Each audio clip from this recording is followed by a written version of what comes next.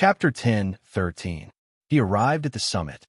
Although he was carrying a burden, and every step forward required a great deal of strength, this wasn't too much of a problem for Chinyu. He let out a deep breath and relaxed. After all, who knew whether or not he would be punished for helping someone climb a mountain? Luckily, that didn't happen. Releasing the ribbon, the floating woman fell to the ground. She looked back at the mountain path, her face full of joy but also a bit of fear. Luckily, she had been dragged all the way here. Otherwise, even if she could climb up by herself, she would have to shed several layers of skin. It had to be known that she was very afraid of pain. "My name is Lucio. Thank you so much. What is your name?" Chinyu shook his head. "My name isn't important. I have already completed my transaction with you. The walnut is mine now. Goodbye." He turned to leave, but at this moment his complexion changed. He saw that the space around Lu Xiao suddenly trembled. An unimaginably terrifying aura surged out. It gave Chinyu the feeling of a weak and harmless little white rabbit staring at a Tyrannosaurus Rex, spewing flames from its nostrils and mouth. Of course, the description of a little white rabbit was Chinyu's own. Covered by this aura, Chinyu felt as if he had been frozen in the air. Besides his thoughts, he couldn't move at all. Indeed, there was no such thing as a free lunch in this world. What sort of treasure was that walnut? How could it be so easily obtained? Now, he feared trouble had arrived. It was just that at this time, Chinyu was inexplicably shocked. He didn't notice that after Lu Xiao panicked for a moment, she revealed a bitter and helpless expression. She was like a child that had run away from home and was caught as soon as she ran out of the house. "Humph, you really have grown up. With your little cultivation, you actually dared to seal yourself and send a divine avatar into a small world. It seems that I was too lenient towards you before, allowing you to become so lawless." With an angry shout, a figure walked out from the shaking space. His body was wrapped in a faint halo of light, and his entire body was translucent. It was clear that this was an avatar or projection of some sort. But he was the source of all the terrifying aura that Chinyu had sensed. Now that he had truly appeared in front of him, he felt his thoughts turn sluggish, as if they were about to freeze. Who was this person? In terms of terrifying cultivation, the Peach Blossom Origin Master that Chinyu met not too long ago was the strongest cultivator he had ever seen. But now, the feeling that this figure gave him was even more terrifying than when he was facing the Peach Blossom Origin Master. Didn't this mean that this person's cultivation was far more powerful than the Peach Blossom Origin Master's?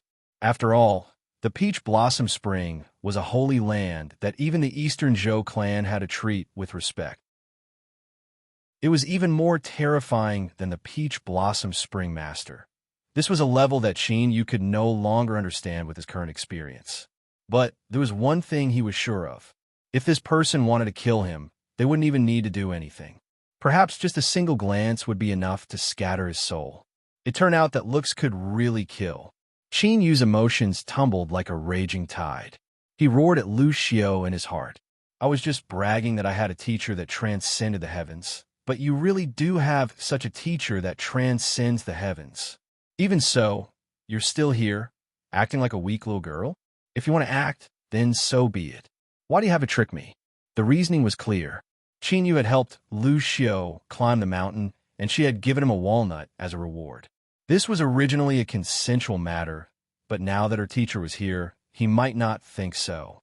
For such a small matter, you want to take away such a precious treasure from my disciples' hands? You brat, you must have eaten the guts of a leopard. There was no need for anything more. As long as there was even the slightest bit of dissatisfaction, he could casually wave his hand, and he would be completely finished. That's right, he would be completely finished. Even if he had the little blue lamp, the jade embryonic egg, and the sun and moon force field, perhaps in terms of potential, Chinyu's future was limitless. But something like potential wasn't worth anything until it was fully developed. The crushing pressure of absolute strength was enough to turn his entire person into ash. He wouldn't even be able to leave behind a single speck of dust. "Teacher," Lu Xiao weakly opened her mouth, a pitiful expression on her face. But she was immediately interrupted. It was clear that this person was truly angry. Don't call me teacher. Just hearing that word makes my head hurt. Beneath the halo of light, the phantom was blurry, and it was impossible to make out its true appearance. One could only judge that it was a tall and sturdy man. His eyes turned and fell on Chinyu. Or, to be more precise, his eyes fell onto the walnut in his hand. At this moment, Chinyu's thoughts were completely frozen. He was like a fish placed on a table, waiting for someone to cut him down with a knife. Originally, things should have progressed exactly as Chinyu had expected. He had unhesitatingly cultivated a dozen or so walnuts, and now one of them had been taken by someone else. If it were anyone else, they would be angry. In his opinion, his incomparably pure female disciple had clearly been deceived. Otherwise, why would she hand over the walnut? To dare deceive his disciple. Haha, that was simply eating a dragon's gall. No, even if he had eaten a dragon's gall, he still wouldn't dare to do something like this. In the moment of life or death, as these thoughts raced through his mind, the phantom suddenly gasped. He lifted a hand and touched Chinyu. Soon, as if he had been electrocuted, he drew back his hand. His eyes widened, revealing a strange expression. As for these things, Chinyu, whose thoughts were frozen, naturally didn't know. It felt like only a moment had passed, but also like tens of thousands of years had passed. The terrifying aura that submerged him began to rapidly recede like a tide. His consciousness was restored, and he could control his body once more. Chinyu stormed backwards. This was his body's instinctive reaction in the face of danger. Humph, humph. I didn't tell you to leave. So what if you run to the ends of the earth? A cold sneer entered his ears. Chinyu stiffened. After a brief pause, he bowed. Chinyu greets Senior. This walnut was willingly given to me by Lucio. I asked Senior to examine it. Standing on the side, Lucio was glared at. She had an embarrassed look on her face. She thought that she had no other choice. But from the looks of it, Teacher seemed to be a little interested in this Chinyu. Otherwise, with his status, why would he waste time speaking to her? Could it be that I have another little junior apprentice brother? Thinking of this, Lucio immediately became excited. She didn't even care about the punishment she would face. Little junior apprentice brother. She had been looking forward to meeting such a creature for many, many years. If her dream could come true, what did it matter if she was punished by Teacher? The phantom lightly coughed. He lightly said, "This is a transaction between you and Lucio. I naturally won't interfere." Chinyu relaxed a little. Then, he couldn't help but curl his lips. He thought that no matter how strong or weak one's cultivation was, hypocrisy was an inescapable instinct. With that reaction just now, could it be considered not interfering? Although I don't know why I'm still alive, if it were any other cultivator, I fear they would have already died. Of course, even though he thought this, he still maintained a respectful expression. He bowed and said, "Thank you for Senior's magnanimity." The phantom looked at Chinyu. "Boy, I can feel a trace of familiarity from you. Perhaps before the 6 paths of samsara, you and I were related in some way. Since we can meet again today, that could be considered a lucky chance. Now, I ask you, are you willing to abandon your other minor Taoists and enter my tutelage?" Lucio's eyes widened. She felt a pleasant surprise come too quickly. "I feel a little dizzy, little junior apprentice brother.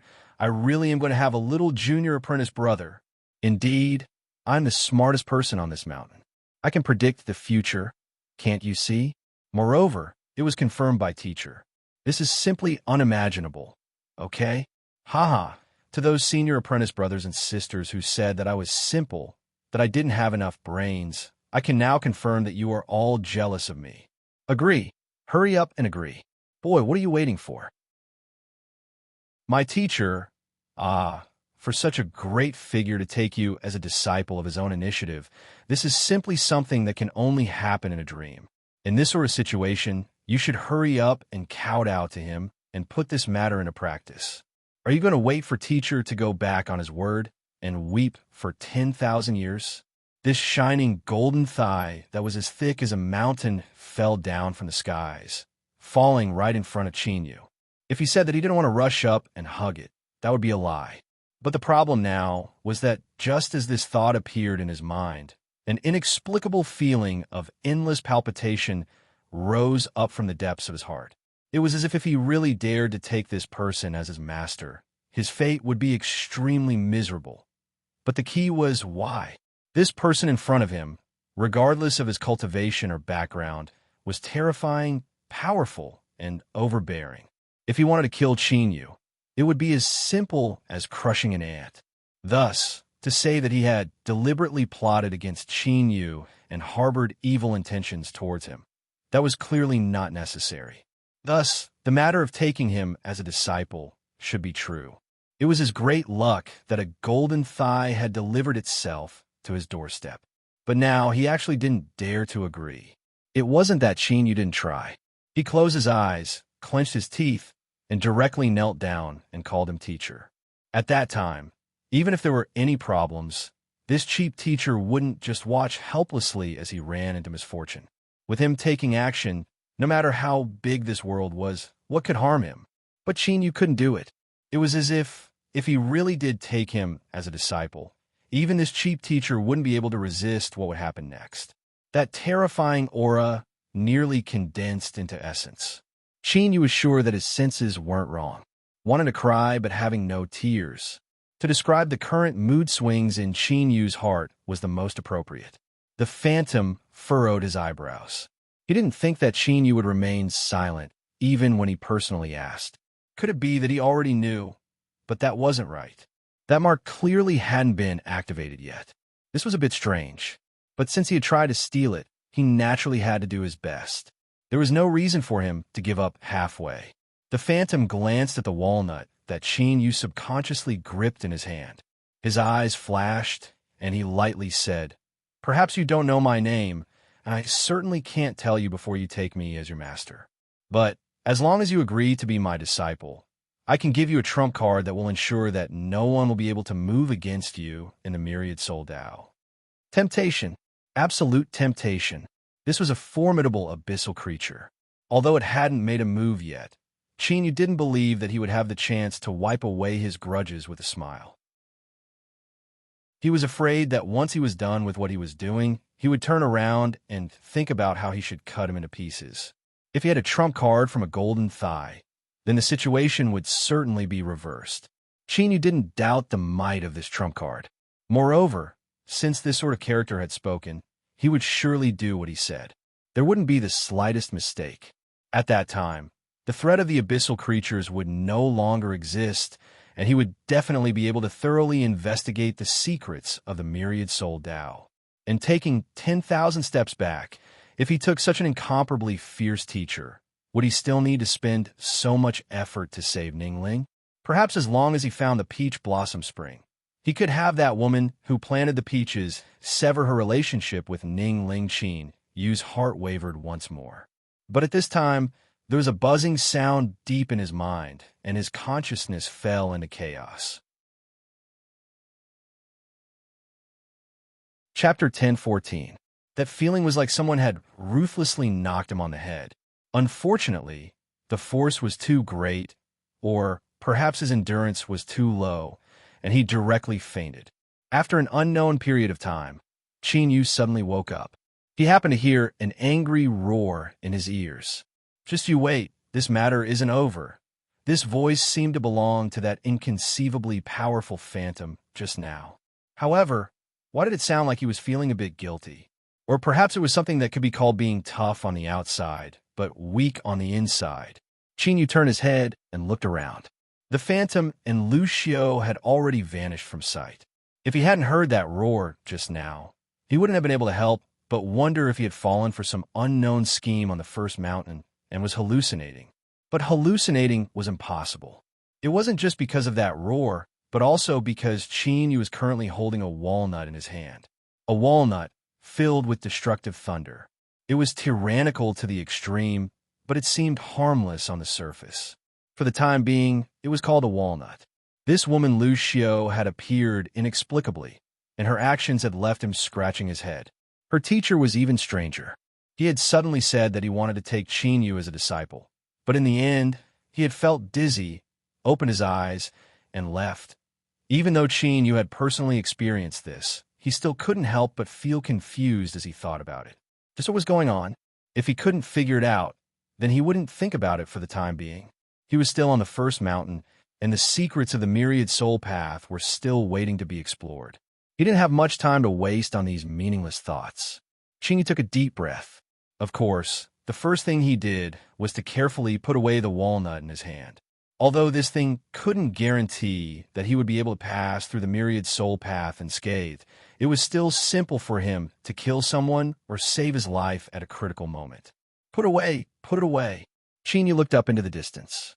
Standing on the summit of the first mountain, he could clearly see the appearance of the second mountain. And at this time, he had a clear understanding that after ascending to the summit of the first mountain, he had already passed the test. With just a thought, he could be directly teleported to the foot of the second mountain and begin the test of the second mountain. It was said that climbing a mountain was easy, but descending a mountain was hard.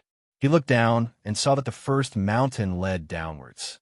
It was clearly much steeper, and he frowned. Even though the road wasn't a road, being a bit steeper was completely meaningless for cultivators. It might very well represent that the amount of penetrative force they had to endure when descending the mountain was greater. The reason Qin Yu was able to easily reach the summit was because he had relied on his own strength to cheat. If it were any other cultivator, it would have taken them a tremendous amount of effort to reach the summit. As far as they were concerned, since they could choose to enter the second mountain, they wouldn't waste any more energy on the first mountain. After all, the first mountain was only the first mountain. Only by passing the test of all three mountains would one be qualified to enter the land of inheritance. Right now, every ounce of strength should be cherished and used for sprinting instead of being pointlessly wasted. However, since the path down the mountain existed, there must be a reason for it. Otherwise, when cultivators reached the top, they would be teleported directly to the second mountain. Why would there be a need to place the path down the mountain in front of them? Qin Yu thought for a moment and then stepped down the mountain. With the sun-moon force field wrapped around him, the test of the first mountain was meaningless to him. Since that was the case, it would at most delay him a little. Why not try it out? Perhaps there might be some unexpected harvest there. Qin Yu had to admit that he wasn't a smart person. Compared to other cultivators, he was just a bit luckier and cautious. Now, he could think of things that other cultivators had thought of in all the countless years that the myriad soul Dao had opened. But it was likely that they weren't strong enough to continue descending the mountain path. So they gave up on this choice and directly entered the second mountain. All the way down, reality proved that Qin Yu's guess wasn't wrong. The steepness of the mountain path represented the richness of the terrifying aura outside. But it was clear that without Lu Xiao dragging him down, Qin Yu was extremely calm. He arrived at the foot of the mountain without any dangers. Just as Qin Yu took the final step out of the range of the first mountain and truly descended the mountain, an invisible aura suddenly gathered in the air. Light gradually appeared, and a complex rune appeared in front of Qin Yu. With a flash, it fused into his body. Qin Yu closed his eyes and sensed it with rapt attention. This rune that fused into his body appeared in his soul space. After a brief flash, it fell into a dormant state. But this didn't prevent Qin Yu from figuring out just what this rune represented. Climbing up the mountain, from the moment he stepped onto the summit, he had completed the test of the first mountain. This wasn't wrong, but the road down the mountain was an additional question. He could choose to do it, or he could choose to give up. If he gave up, he wouldn't deduct points. But if he did it correctly, he would receive extra points. But now, Qin Yu didn't know what these extra points meant. In other words, this strange, slumbering rune represented. But this rune shouldn't have any harmful effects. Qin Yu carefully sensed it. After determining that there was nothing wrong with it, he drew back his divine sense. He looked up. What came next was the test of the second mountain. But he didn't know what this test was.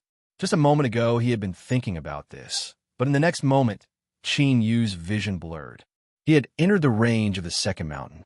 This change had occurred without warning. But as he thought about it carefully, it was also reasonable. After all, the test of the three mountains was a whole and couldn't be divided up. Even if he passed a part of it, he still wouldn't be able to catch his breath. But this time, Qin Yu wasn't in the mood to think about these things. This was because he already knew the content of the second mountain's test. To be more precise, this test didn't surpass the scope of Qin Yu's previous expectations. This was because it targeted the soul. Because of Shuizheng, Qin Yu already knew about the final inheritance of the myriad soul Dao, that is, the method to divide the soul and condense 10,000 soul seeds. Since one needed to divide the soul to condense a soul seed, there were naturally high requirements for the soul. It was also reasonable for there to be a test of the second mountain. But soon, Qin Yu's complexion subconsciously became strange. This was because he discovered that the sun-moon force field was working once more. That's right, within his soul space, the purple moon and blue sun rose in the east and set in the west. The resulting sun-moon force field paused for a moment, and then the intensity of the vibrations began to change. It was actually able to completely block the strength that was suppressing Qin Yu's soul. This was simply a super awesome, invincible sun-moon force field, an existence comparable to a divine artifact. With the experience of passing through the first mountain, Qin Yu didn't feel any pressure when he looked at the second mountain. As long as he had the sun-moon force field in hand, he could leave whenever he wanted. No matter how fierce someone was, there was nothing they could do to him. This feeling was so good that it could explode. Just as Qin Yu was preparing to rush up the mountain in a single spurt of energy, a cold snort echoed in his ears. Then, with a puff, like a sharp weapon cutting through thick leather, the protection of the sun-moon force field was directly torn apart. Qin Yu immediately felt that omnipresent strength that crazily pressed down on his soul from all directions. Brat, I already turned a blind eye to your actions on the first mountain. Do you really plan on using this method to directly pass the test? With a sneer, the white-robed man appeared in front of Qin Yu. His expression was cold, and his sword-like eyebrows rose up, revealing a bit of anger. Qin Yu's heart skipped a beat. He hurriedly bowed. Qin Yu greets Senior. His thoughts raced. Could this white-robed man be the will born from the myriad soul Dao? According to what the stone pagoda said, the myriad soul Dao itself already had problems. When that abyssal creature obtained approval and directly entered the land of inheritance, this also proved this point. Didn't that mean that this white-robed man in front of him was extremely dangerous? Qin Yu's body tensed and his heart turned icy cold. His hand moved beneath his sleeves and a walnut appeared in his palm. Although he didn't want to use this life-saving treasure so easily, he had no other choice if he were to face danger. Humph! Don't think that just because you have a sweet mouth, I will be lenient. You can only rely on your own strength to pass the test of the second mountain. Don't think of playing any tricks. The white-robed man sneered again and again, but after speaking he frowned. For a time, he looked at Qin Yu in silence, as if he had thought of some difficult problem. After several breaths of time, he continued to say, "According to the rules, I broke through your protective force field and violated the rules a bit. So, if you can walk out of the second mountain, then you can obtain an extra harvest. Don't even think about knowing what that harvest is. I won't tell you." After speaking, the white-robed man turned and stepped away, vanishing from sight. Just like when he first appeared, the white-robed man's departure was also silent. Qin Yu couldn't lock onto his aura at all. That was it. The dangers he expected didn't appear. It seemed that he was overthinking things, or perhaps the internal problems of the myriad soul Dao hadn't developed to a serious degree. Qin Yu wasn't sure why, but at least for now, the will of the myriad soul Dao didn't have any intention of attacking him. In the end, this was a good thing.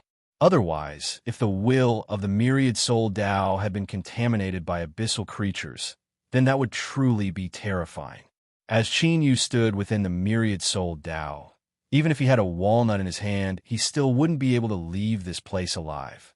He took a deep breath and suppressed the tumbling thoughts in his mind. He looked up at the distant mountain peak and began to walk forwards. Without the protection of the sun and moon force field, he had to rely on his own strength to stand within the second mountain. Only then could he truly feel how terrifying this test was. This was different from the penetrating aura of the first mountain. What filled every inch of space within the second mountain was an incomparably powerful oppressive strength that directly targeted the soul.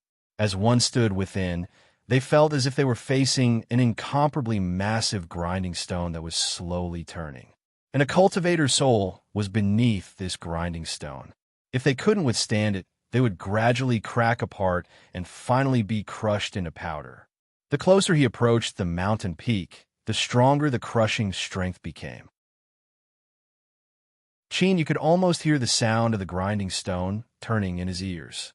At this time, Yu naturally learned the name of the second mountain's test, the soul grinding stone.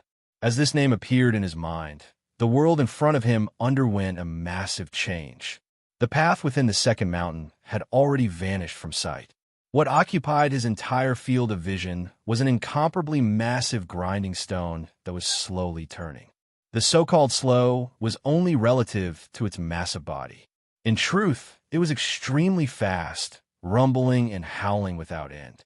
Right now, Yu was beneath this grinding stone, withstanding the incomparably powerful pressure coming from above. He slowly moved towards the center of the grinding stone with great difficulty. Enlightenment spontaneously rose in his heart. This was the soul grinding stone, the true test of a cultivator. Only by withstanding this pressure and walking to the center of the grinding stone could one be considered strong enough. And this sort of powerful soul didn't just refer to the quality of the soul, but also the cultivator's own will. Only by having a similarly powerful will and soul could one obtain the qualifications to obtain the final inheritance of the myriad soul Tao. This was because this was the most basic condition needed to split one's soul and condense 10,000 soul seeds. There was no chance of using any tricks to pass the soul grinding stone of the second mountain. One could only rely on their own strength to force their way through. After understanding this, Yu paused for a moment. Then, he lowered his head and walked forwards. Since there were no shortcuts, he might as well walk forwards. Chapter 10:15. Kacha! Kacha! A faint sound echoed in his ears. Beneath the millstone, cracks began to appear on the surface of Yu's body. And in fact, whether it was Yu or the millstone, they were both in a pure soul state. In other words, these cracks were appearing on Yu's soul. This was already an incomparably terrifying injury. If he continued, the cracks would continue to grow deeper and deeper until his soul would finally be torn apart, shattering it and dissipating. But now, Yu didn't seem to feel anything at all, or perhaps he had already sensed it and yet he didn't stop moving forwards. The sounds of shattering grew louder and louder, gradually emitting a feeling of despair and destruction. From top to bottom, every inch of Yu's exposed flesh and blood was covered in cracks. There were so many that it was impossible to calculate. The pain caused by each crack was 10 times, 100 times more terrifying than if a saber were to tear open a person's body.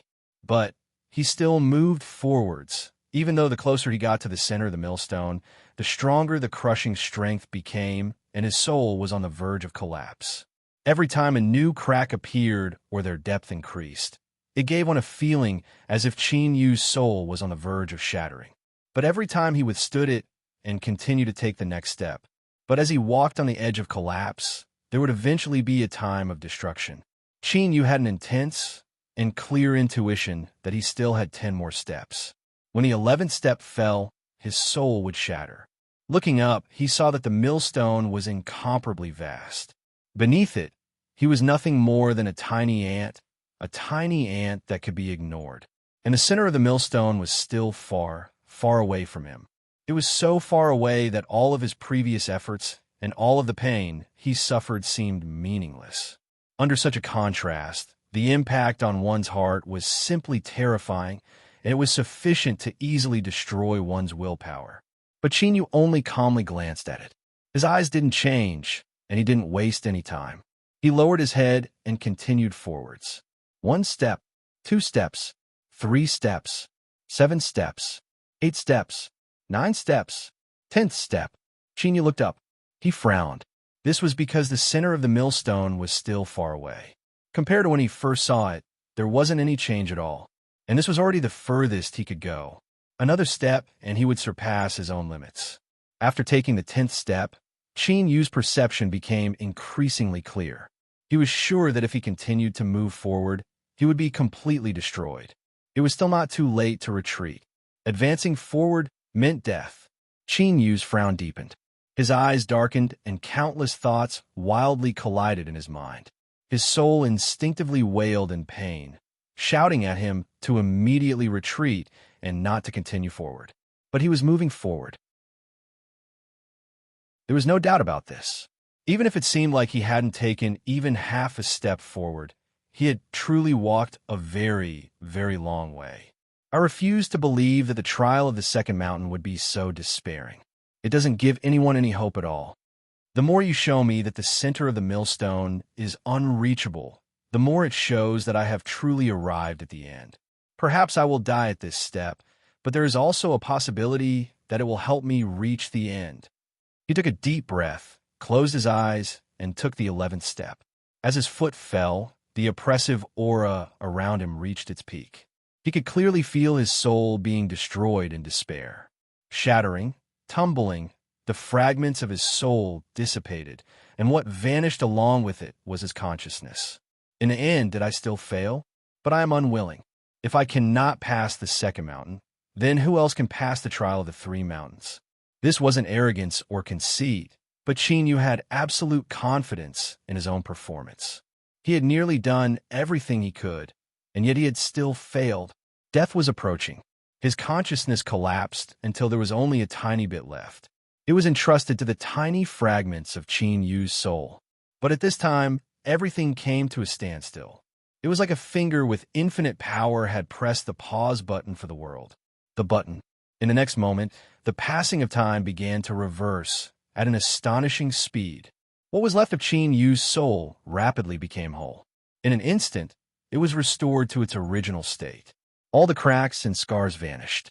He closed his eyes, feeling that his condition was unprecedentedly good. An incomparably powerful strength surged within his reborn soul. When he opened his eyes, Qin Yu had arrived at the center of the soul millstone.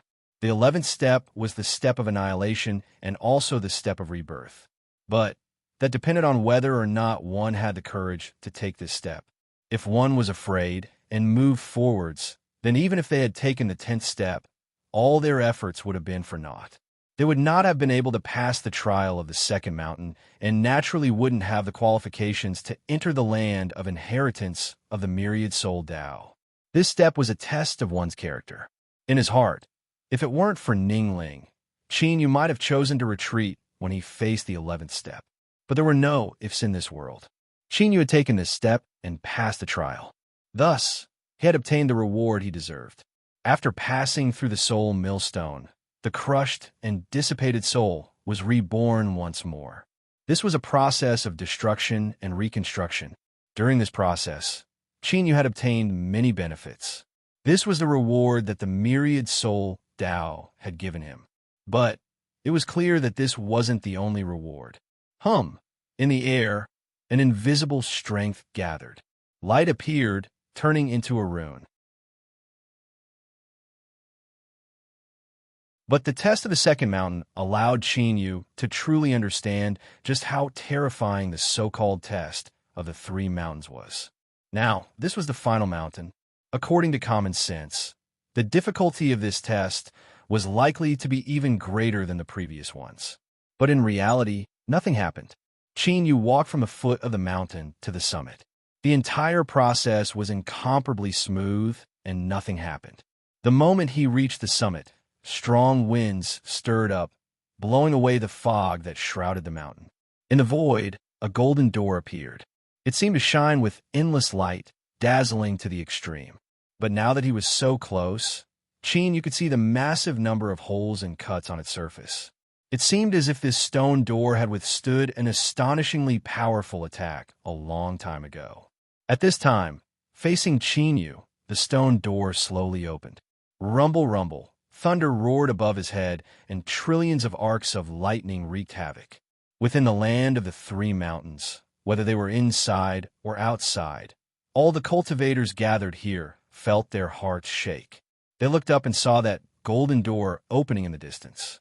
Someone has passed the test of the 3 mountains. He actually succeeded. How is this possible?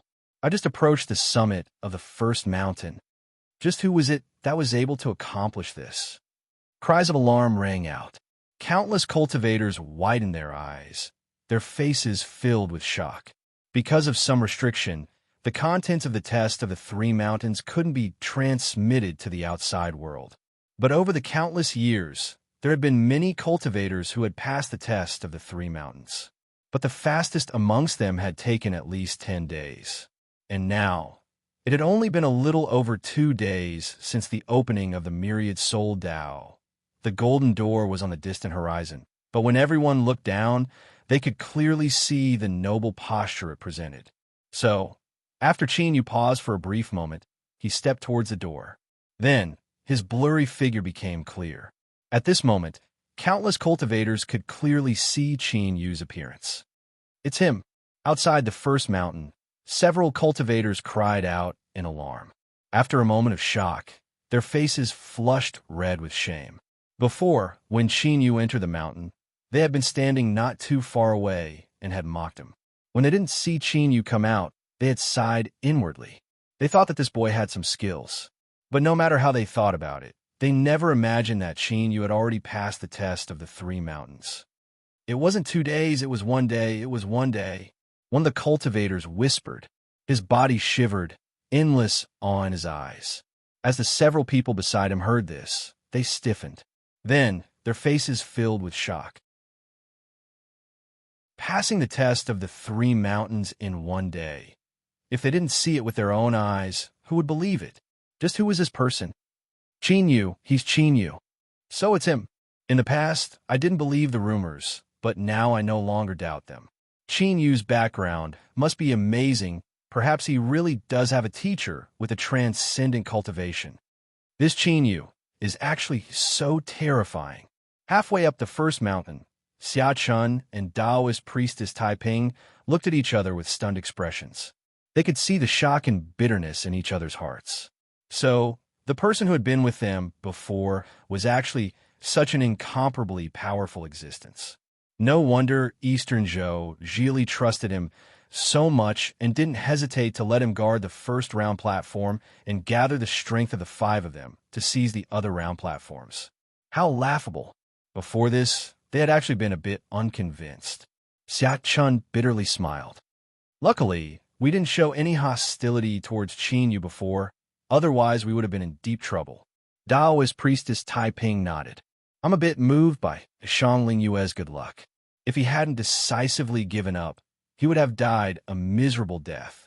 That's not necessarily true. If that Shangling Yue was able to obtain the approval of the myriad soul path and be accepted into the land of inheritance, then he must have hidden himself deeply. Xia Chun shook his head, but when he looked toward the mountain summit, his eyes brightened. These 2 people are strong, but even if they enter the land of inheritance, they might not be able to obtain the final inheritance of the myriad soul path. Taoist Taiping smiled. That's right. It's still unknown just who will be the greatest winner this time. The 2 of them continued to climb the mountain. An invisible strength lingered around them, blocking out most of the corrosive strength of the first mountain. In this world, there would always be more than one person who was diligent, lucky, or prepared. Until the very end, who could determine everything?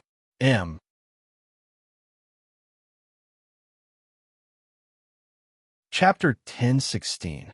As he stepped through the golden doors, Qin Yu had made countless assumptions. But he never imagined that the so-called land of inheritance was actually a city. That's right, it was an ordinary city that was filled with the aura of life. It was like a small city that could be found anywhere on the plains. It wasn't an exaggeration to call it a small city, because the city in front of him was only 4 or 5 miles wide. The low walls were made from dirt mixed with wheat straw. Perhaps when it was first built, some sticky substance similar to glutinous rice juice had been added. Even so, after countless years of being battered by wind, sun, and rain, it was already riddled with scars. Most of the city walls only retained half their original height, and some were even lower. Occasionally, there would be sections that were severely damaged by natural disasters, or perhaps materials were skimped on during construction, and all that was left over was a bare section of the city wall. Standing outside the low city gate that also looked like a mud building, one could clearly see the smoke rising from kitchen chimneys in the city, accompanied by the fragrance of food. Rumble, rumble. Qin Yu's stomach rumbled. He lifted a hand and rubbed it. A strange expression crossed his face. He didn't know how many years it had been, but as he smelled this fragrance, he actually felt hungry once more. It had to be said that this was an incredible matter. But soon, he stopped rubbing his stomach. With a strange look on his face, he reached into his bosom and touched a hard object. It was a big, shiny gold coin. It was the type that was round on the outside and square on the inside. It was the size of a thumb, but there was no rust on its surface. Rather, it shined with a dazzling gold. As he received this gold coin, the strange expression on Qin Yu's face became even thicker. Thinking for a moment, he put away the coin and stepped into the city. As soon as he stepped through the city gates, there was a sudden hubbub of activity. All sorts of stalls were set up on both sides of the street. The merchants that opened their doors to do business, perhaps because they wanted to compete with each other for business, had arranged for workers to stand at the entrance and shout out loud in an attempt to attract the attention of customers. "They're here! They're here! Hurry up and take a look. Our store has just bought a new batch of silk. The quality is absolutely top class. A man will look elegant wearing it, and a woman will look as beautiful as a fairy. You absolutely cannot miss out on it." Those people are just bragging. In terms of quality, our 100-year-old silk shop is absolutely honest, and the quality is top class. They're all talking nonsense. Our Kunlun Silk Manor is a famous family that has been passed down for more than 10 generations. We naturally have a special weaving secret technique. Our silk can be preserved for 100 years without fading. It is absolutely your best choice. Obviously, these three silk shops were slandering and belittling each other. Qin Yu's lips twitched. He had a nagging feeling that he had taken the wrong script. This is the land of inheritance? He gathered his thoughts and continued forward. The streets were filled with people. This small city was unexpectedly prosperous. Soon, Qin Yu found some useful information.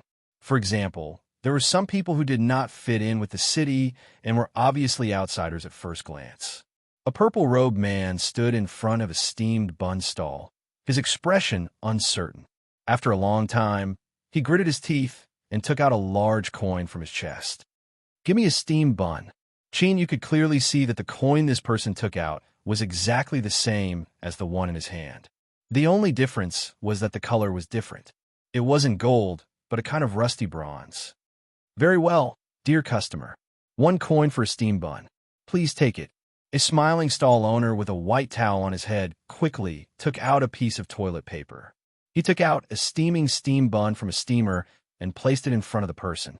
Even though they were separated by a distance, Qin Yu could still hear the rumbling sounds coming from this person's stomach. He seemed to be starving. He received the steamed bun and ate it in 2 or 3 bites. Then he closed his eyes. At this moment, Qin Yu suddenly felt 7 or 8 eyes gather on this person's face from all directions.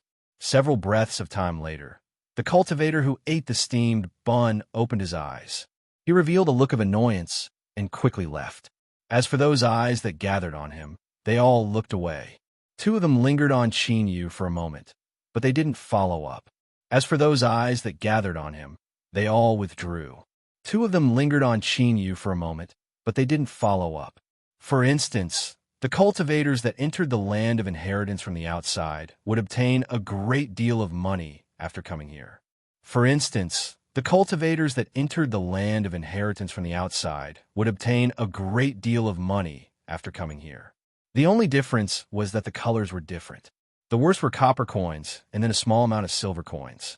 As for the gold coin in Qin Yu's chest, he had never seen a second one. This city was the land of inheritance of the myriad soul Tao, and the large amounts of money in the hands of cultivators were the medium through which they obtained the inheritance. Or, it was more accurate to say that through the transactions of large amounts of money, any item purchased contained a kind of inheritance. This was because the land of inheritance of the myriad soul, Tao, didn't just contain the myriad soul great Tao. On the contrary, it contained tens of thousands of different inheritances. Some of them were strong, but in the end they were in the minority. Most of them were relatively ordinary, and there were even some that weren't worth mentioning. As for what they could trade for, that depended on the cultivator's own luck and eyesight. In short, it was up to the cultivator to choose what was good or bad. Of course, the appearance of inheritances wasn't set in stone. Rather, they appeared in some sort of random pattern that didn't follow any rules. For instance, the cultivator that bought the steamed bun had obtained an inheritance after eating the steamed bun. His expression didn't seem too good, but if the next cultivator came to buy the steamed bun, there was a chance that they would obtain an extremely fierce inheritance. Moreover, there were two other important points. Within the city, there were two things that one had to buy. One was a place to stay, and the other was food. As for the specific reason, it would be explained later. As Chinyu stood outside a restaurant, he could feel a burning heat in his chest and stomach. His 5 viscera temples that couldn't obtain sacrifices were already going on strike. Rumble, rumble. There was another explosive sound. This sort of hunger seeped into his bones, making him wish he could pick up a stone and chew on it. This was a feeling he hadn't felt in a long, long time. Perhaps it was in the past, before he met Onigu, when he was wandering around the world, that he had felt something similar. Chinyu rubbed his stomach and subconsciously took a deep breath. This wasn't good. The aroma of the food and wine was even thicker. It was like sharp hooks that drilled straight into his heart. "Dear customer, are you hungry? Hurry up and come to our restaurant. Our restaurant's dishes are all cooked by our great chef, and the taste is superb. You won't regret it after tasting it." Standing at the entrance of the restaurant, the young servant responsible for attracting customers saw Chinyu and his eyes brightened. He immediately tried his best to win him over. 1 silver coin, just 1 silver coin, and you can enjoy a delicious meal in our restaurant. It is absolutely worth it. Dear customer, please do not hesitate any longer and hurry up and try it. 1 copper coin for 1 steam bun. 1 silver coin for a banquet. Then what about 1 gold coin? Chinyu didn't know. He had never seen a large gold coin appear in this city. His intuition told him that it was best not to expose the large gold coin in front of others. Otherwise, it was likely to provoke unexpected troubles. But if he didn't use the large gold coin, how would he eat? When a cultivator entered this great city, they would feel hungry. They had to eat in order to survive. Moreover, they even had a place to stay. It was said that in this city at night, if one wasn't in their room, some horrifying things would happen. As for what these things were, Chinyu had never experienced them before. Moreover, he absolutely didn't want to try them. Things seemed to have reached a dead end. If he used the large gold coin, there might be trouble. But if he didn't use it, then eating and living would be a problem. As Chinyu felt the hunger in his stomach increase, and he bitterly smiled, he suddenly heard a shout. Then, a figure fluttered down from the 2nd floor and landed in front of him. "Chinyu, you came in." At this time, the one standing in front of him was East Zhou Jelly, her face filled with joy. But soon, she seemed to think of something. She restrained her expression and pulled him towards the restaurant. "Follow me." As she walked, she lowered her voice and said, "Don't speak too much." They entered the 2nd floor and arrived at a round table. Several figures stood up, sizing him up. East Zhou Jelly smiled. "Everyone, he is my friend. According to the agreement between us, I can bring him to eat with me." A girl in a pink dress across from her nodded. "Of course, Miss East Zhou has this right." Her eyes fell on Chinyu's face. "But this fellow Taoist seems a bit familiar." These words seemed to be pointing at something. East Zhou Jelly's complexion changed. "This friend of mine has never been good at socializing and rarely interacts with the outside world. I think Miss Yin must have made a mistake." As she spoke, she pulled at Chinyu. "Sit down and hurry up and eat. I still have some work to do, so I can't stay here for too long." Chinyu nodded. He didn't care about the people across from him. He sat down in an empty seat and began to stuff himself with food. Unfortunately, although he soon felt full, he wasn't able to obtain any of the inheritances of the myriad soul Tao. This seemed to be different from the information he had gathered. It seemed that there were still some things he didn't understand. Are you full? East Joe Jelly glanced over. Seeing Qin nod, she stood up and said, Everyone, we will bid our farewells first. As she spoke, she stood up and left the restaurant with Qin. Yun Feng, who was wearing a pink dress and had a pretty face, frowned slightly as she watched the two of them leave. A thoughtful look appeared in her eyes. How is it? Does fellow Taoist Yun really know this person? Another cultivator asked, arrogance in his eyes. This East Zhou jelly only comes from a remote land. She was lucky enough to obtain a few silver coins. Otherwise, how could she have the qualifications to eat with us? And what sort of background does the person beside her have? Yin Feng smiled.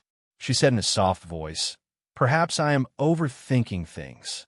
She shook her head, suppressing the ripples in her heart. She swept her eyes over the people in front of her. Now that we are all on the same side, let's talk about our recent harvests. After leaving the restaurant and avoiding everyone's line of sight, East Zhou Jelly finally stopped. She turned and looked at Qin with shining eyes. How could you be so fast? As she spoke, she seemed to think of something, or perhaps it was because her words were a bit inappropriate. Her face flushed red, and she hurriedly said, What I mean is, how did you enter the land of inheritance so quickly? Qin rubbed his nose. He thought that it would have been better if she hadn't explained it, but now that she said it, it actually made him feel uncomfortable. He coughed and said, My luck was good. I passed the test of the 3 mountains and entered. East Zhou Jelly certainly didn't believe his words. If one could enter the land of inheritance just because they were lucky, then what were you trying to say? Even if Qin didn't say it, she could still guess. He was truly worthy of being the disciple of a ruler. His background was unimaginably deep. There are some things that aren't convenient to say here. Come with me first. East Zhou Jelly swept her eyes around and pulled Qin along.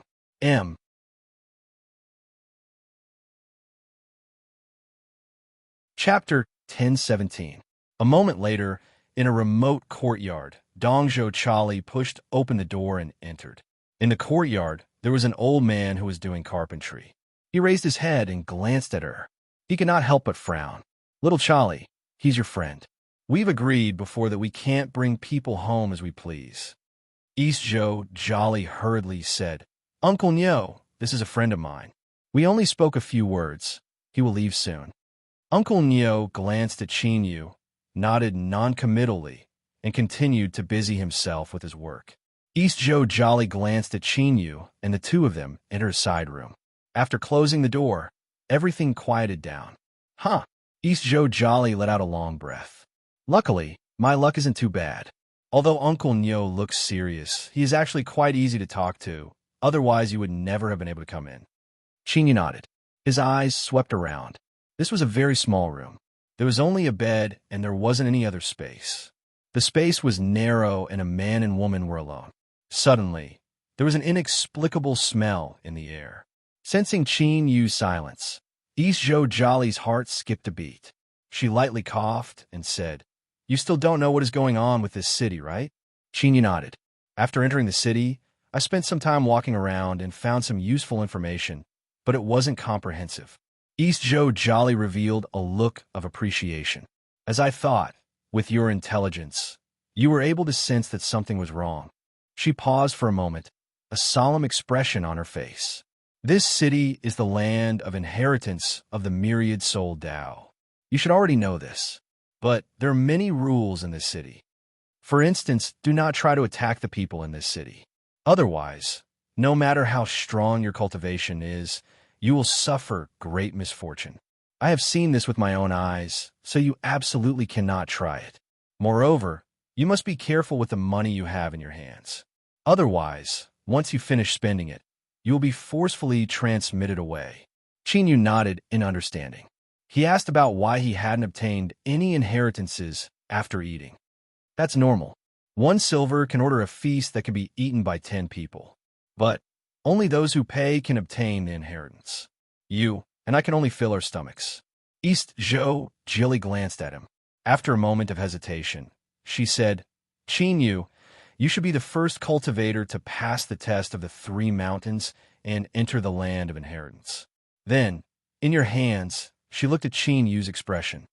If it's not convenient for you to say it, you don't have to. Qin Yu said, you want to know about the coin in my hand? He reached into his chest and took out the golden coin. I only have this one. Ah, Dongzhou Chali gasped, her eyes wide open. Golden money? You actually got the golden money? His face was filled with astonishment. Qin Yu observed her expression. Besides shock and envy, there wasn't much else. He felt a little more at ease. He and East Zhou Chali were old acquaintances. Now that he had entered the myriad soul path, it could be said that he owed her a favor. He did not wish to have a conflict with her over the golden money. Now, it seemed that this woman's temperament was not bad. What do the gold coins represent? East Zhou Chali took a deep breath. She looked deeply at him. 10 copper coins can be exchanged for 1 silver coin, but 100 silver coins can only be exchanged for 1 gold coin. But that is not the important point. The important point is that this gold coin represents the qualifications to obtain the myriad soul great Tao. She pursed her lips and continued to say, as long as you are willing, you can use this gold coin to complete any transaction in the city, and you will obtain the inheritance of the myriad soul great Tao. Your luck is far too good. After speaking, East Zhou Chali felt that something was wrong. The reason Qin Yu was able to obtain the gold coin was definitely related to him passing the test of the 3 mountains so quickly. It wasn't just luck. So it was like this. Qin Yu's thoughts stirred. He suddenly thought back to the runes he obtained from the 1st and 2nd mountains. After they fused together and branded themselves onto his soul, by relying on these runes, he could already obtain the inheritance of the myriad soul great Tao. Wasn't this gold coin superfluous? As his thoughts raced, he maintained his composure. I thank Miss East Zhou for the reminder. East Zhou Chali barely managed to compose herself. She waved her hand and said, with your intelligence, you should have already realized that this gold coin is unusual. Otherwise, you wouldn't have hesitated so much outside the restaurant. She furrowed her eyebrows. This is a difficult matter. The gold coin cannot be exposed. If others find out about it, they will definitely try to steal it no matter the cost. Qin Yu, since you have obtained the gold coin, there is no need to delay any further. Immediately complete the transaction and obtain the inheritance of the myriad soul great Tao, and then leave. Qin Yu shook his head. I entered the myriad soul Tao for other reasons. I cannot leave right now.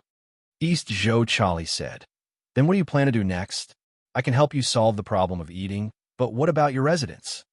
Renting a room was cheaper than staying in an inn, but it was still a considerable expense.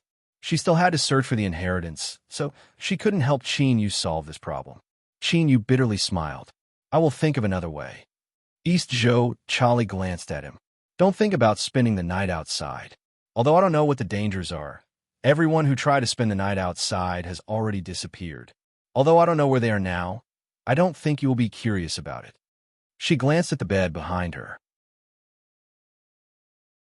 She clenched her teeth and said, Wait here. I will go out for a moment. She pushed open the door. The door wasn't closed, and Qin Yu could faintly hear the conversation between East Zhou Chali and the old man in the courtyard. She begged and begged, but in the end she was rejected. This seemed to touch upon some sort of bottom line of the myriad soul Tao's inheritance. Qin Yu put away the gold coin and walked into the courtyard. I appreciate Miss East Zhou's good intentions, but I will think of another way. Farewell. He turned to leave, but at this time, the old woodworker's eyes brightened. You have the gold coin in your hands. Qin Yu's complexion darkened, and a cold light shined in his eyes. East Zhou Chali's face was also shaken. She clearly thought of the terrifying consequences that would follow once news of this matter spread out. Uncle Neo didn't say anything more. As if he had determined something, he looked Qin Yu up and down several times.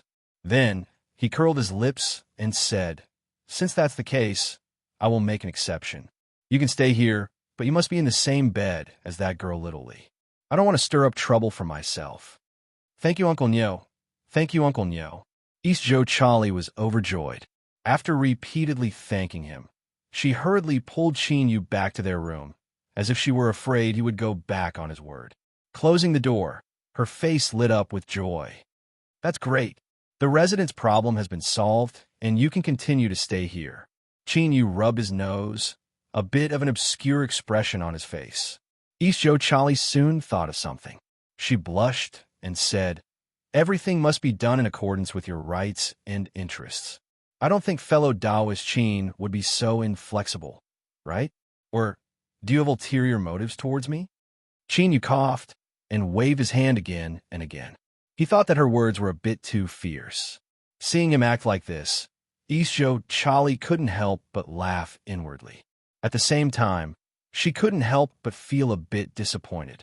It seemed that he really wasn't interested in her at all. Night fell. The bustling city fell into silence. Uncle Nyo had locked the courtyard doors early. After coughing several times, he returned to his room and turned off the lights. The outside world was pitch black. Sitting in the darkness, Chin-Yu and East Jo Chali simultaneously thought of what had happened. That was Uncle Nyo's reminder. To have the two of them share a bed was clearly not to make things difficult for them. In addition, the entire city was dark, and there wasn't the slightest sound of movement. There was clearly something strange about this. Chin-Yu took a deep breath. It was already difficult enough for East Jo Chali to ask him to stay during the day. Now, he certainly couldn't allow her to speak of her own volition. "Miss East Jo, we should go to bed." These words, although Chin-Yu tried his best to speak calmly and naturally, no matter how he listened to them, he felt that something was wrong. In the darkness, East Jo Chali's face flushed red. Although she spoke in a relaxed manner, this was the first time in her life that something like this had happened. She was anxious in her heart and didn't dare to speak too much. She only lightly nodded. Inside the woman, outside the man. In the pitch-black room, they could hear each other's breathing. They were lying on a bed that couldn't be considered comfortable. Well, this had nothing to do with the bed. After all, with their cultivations, even if they were to sleep in a sea of flames or a mountain of blades, it wouldn't make a difference. This was because everything happened in their hearts. Even if Chin-Yu didn't have any other thoughts towards East Jo Chali, whether it was in the past or today, in this situation today, it was inevitable that there would be some fluctuations in his heart. This was human nature. As for East Jo Chali, if she could really become dual cultivation companions with Chin-Yu, then while she might appear reserved on the surface, she was actually filled with joy in her heart. Luckily, this awkward situation between the two didn't continue for too long. They were interrupted by a knock on the door. Bang, bang, bang. This extremely ordinary knocking sound spread out far and wide in the silence of the night, seeming especially clear. Coming. It was Uncle Nyo's voice. There was a trace of restlessness in his voice. Then, the courtyard door opened, but there was only one set of footsteps. "I'm fine. You must have sensed wrongly." Uncle Nyo spoke, clearly trying to explain. But soon, things began to develop into a bad situation. A cold wind blew in, causing the windows to creak. Although it was still pitch black outside, and they couldn't see anything, whether it was Chin-Yu or East Jo Chali, both of them froze. They could feel a cold intent emanating from the depths of their hearts. It was as if there was something outside the window that was approaching and peering in. Uncle Nyo's voice became dry. "There's a little girl living inside. She paid rent to me, and I have already reported this to the city. My lord, what you are doing now is already a violation of the rules. She really lives alone. How could I dare to lie about something like this? My lord, please continue patrolling and don't make things difficult for this old man." Uncle Nyo was still the only one speaking, but the more he spoke, the more one couldn't suppress the fear in their hearts. The existence hidden in the darkness clearly didn't believe Uncle Nyo's words. It was unknown what he did, but the cold wind blew even stronger. The windows and even the closed doors began to creak. East Jo Chali bit her lips. She suddenly reached out and hugged Chin-Yu, try her best to shrink her entire body into his chest. "Don't move and don't speak. The thing outside has already sensed us. This is the only way we can hide from it." Her face flushed red. East Jo Chali gathered her thoughts. It was unknown what secret technique she used, but her aura soon vanished. But at the same time, Her entire body became even hotter. Chinyu felt as if he was hugging a burning flame. This heat certainly didn't bring any trouble to Chinyu. Rather, it made him increasingly feel the curves and curves of the jade body in his arms, as well as the astonishing elasticity. M.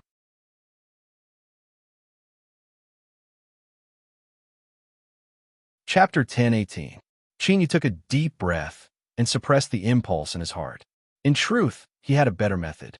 If he released the aura of the sun and moon force field to hide himself, he should be able to hide it from the unknown existences outside. But before he could do anything, Zhou Jolly had already hugged him. If he pushed her away now, that would make her lose face. Moreover, it would give off the impression that he had clearly taken advantage of her, and yet he still wanted to act high and mighty. He had offended her, Chinyu thought to himself. He tried to restrain his perception so that the impact of the woman in his arms would be reduced to the minimum. The chilling wind gradually dissipated and the doors and windows stopped shaking. Uncle Nyo's voice sounded out. "My lord, look, this old man wasn't lying. There really is only one person inside. If you had forced your way in just now, you would have violated the rules of the city." It's fine. This old man certainly understands. My lord, you are doing your duty faithfully and didn't deliberately make things difficult for me. Just pretend this never happened. My lord, please take care. This old man's status is limited, and it's not good for me to do anything at night, so I won't send you off. Then the courtyard door closed, and there was the sound of a lock being locked. Uncle Nyo turned back and walked to the window. He snorted, clearly dissatisfied with the two of them, but he didn't knock on the door. After returning to his room, he soon lost all signs of life. Zhou Jolly blushed and left Chinyu's arms. She took a deep breath and said, "It should be fine." As she thought, the following days were calm and tranquil. When the first rays of light appeared outside, the city that seemed to have fallen into a deep slumber suddenly became lively once more. There was the sound of Uncle Nyo moving around in the courtyard. Chinyu left his bed and cupped his hands together. "I have offended you last night." Zhou Jolly shook her head, not saying anything more. This city is incomparably mysterious, and there are many secrets hidden within it that we have never touched upon. No matter what you do next, you must be careful. Chinyu's heart warmed. Miss Zhou is the same. When the two of them walked out, Uncle Nyo's expression didn't look too good. When he looked at the two of them, he couldn't help but let out another cold snort. A young man and a young woman, alone in a room, sharing a bed at night. I originally thought that you would do what you were supposed to do, but I didn't expect that you would treat each other with such respect. If that lord from last night had found out, not only would you have been in trouble, but I would have suffered as well. However, although his tone wasn't good, Uncle Nyo didn't say anything. He only impatiently waved his hand and sent the two away.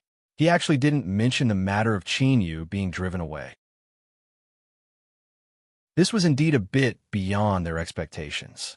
After leaving the courtyard, Zhou Chali said, "Since he won't chase you away, you can continue to stay here. After all, it's very difficult to find a place to stay in the city." Chinyu thought for a moment and nodded. He didn't try to be pretentious. After all, time was precious, and he didn't want to waste it on finding a place to stay.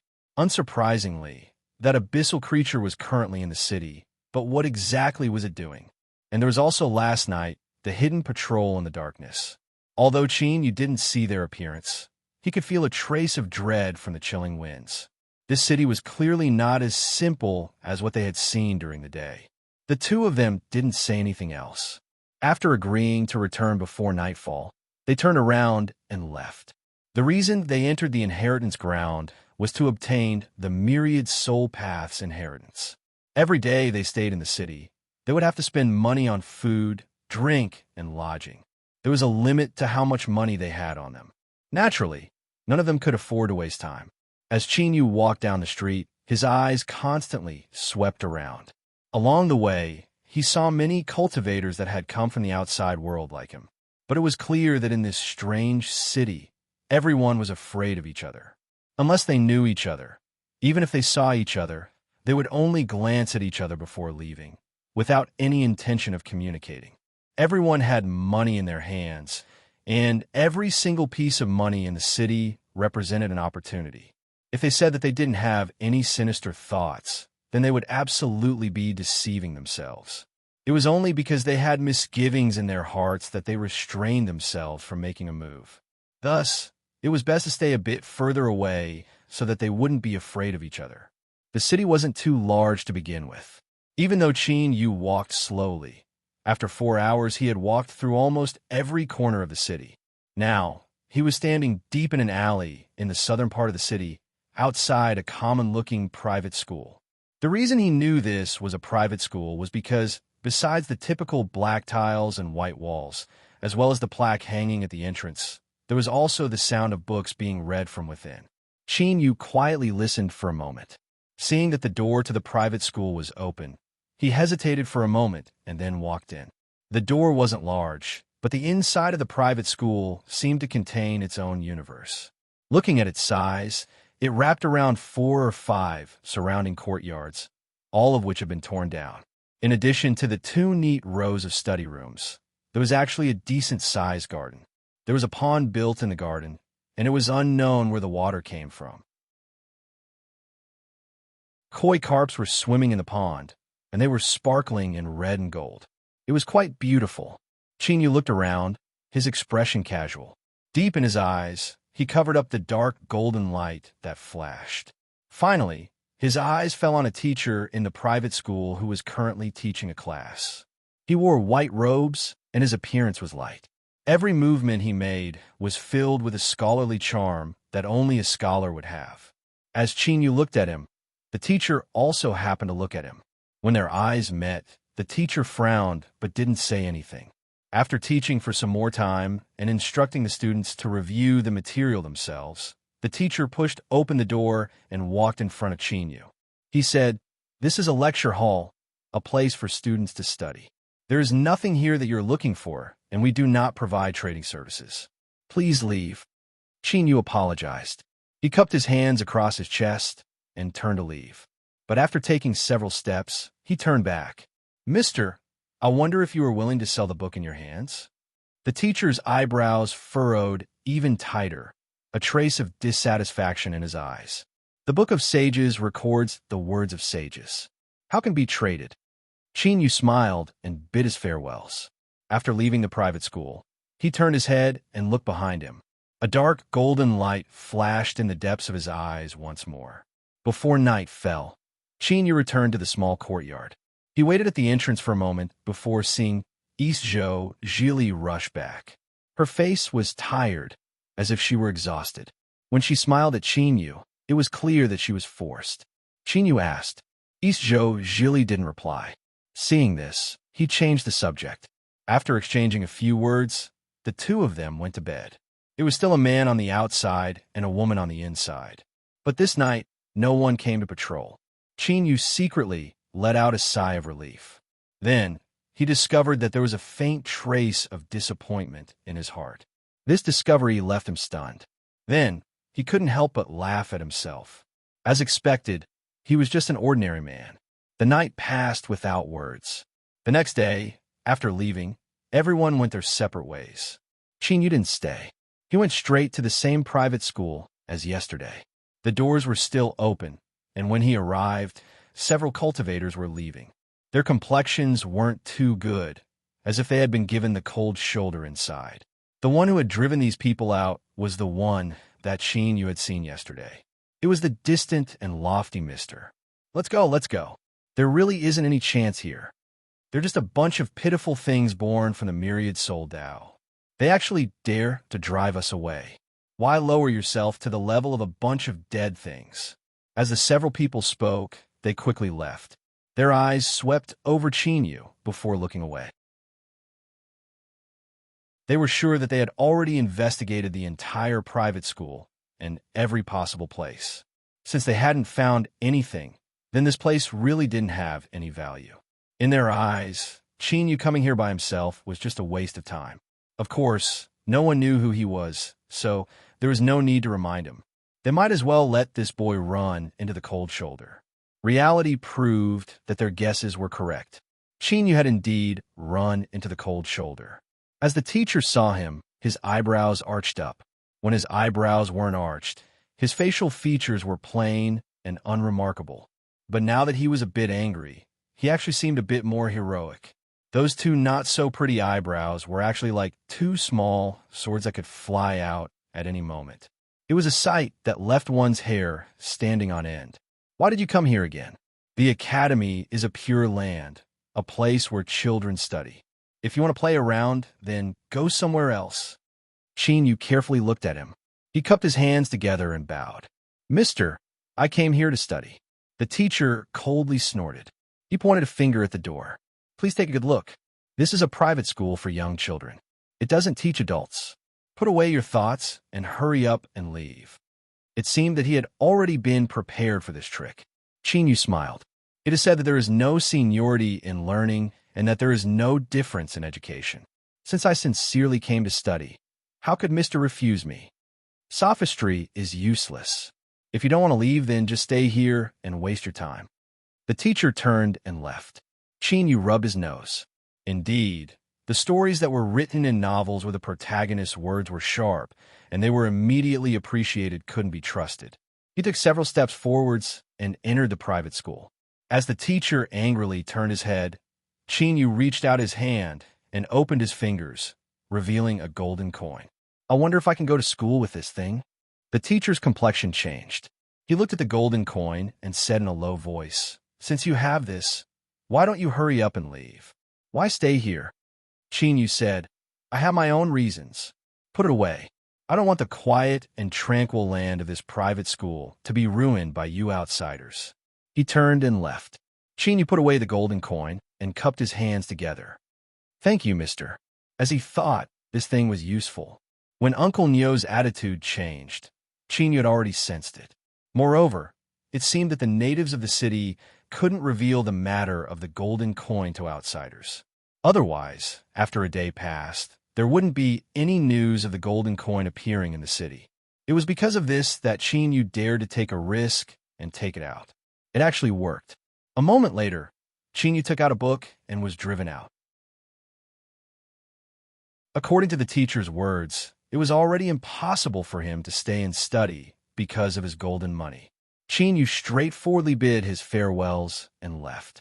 Even if he were to stay, he couldn't. Otherwise, they would all return empty-handed, and yet he could stay. There had to be some other reason. At this time, it was best not to attract too much attention.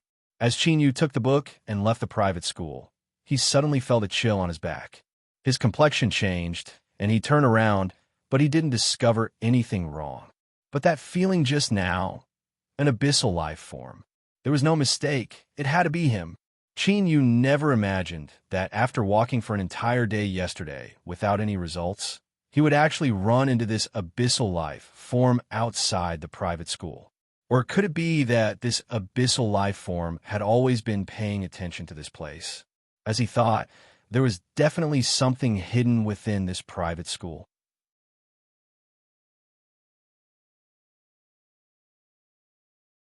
Chapter 1019.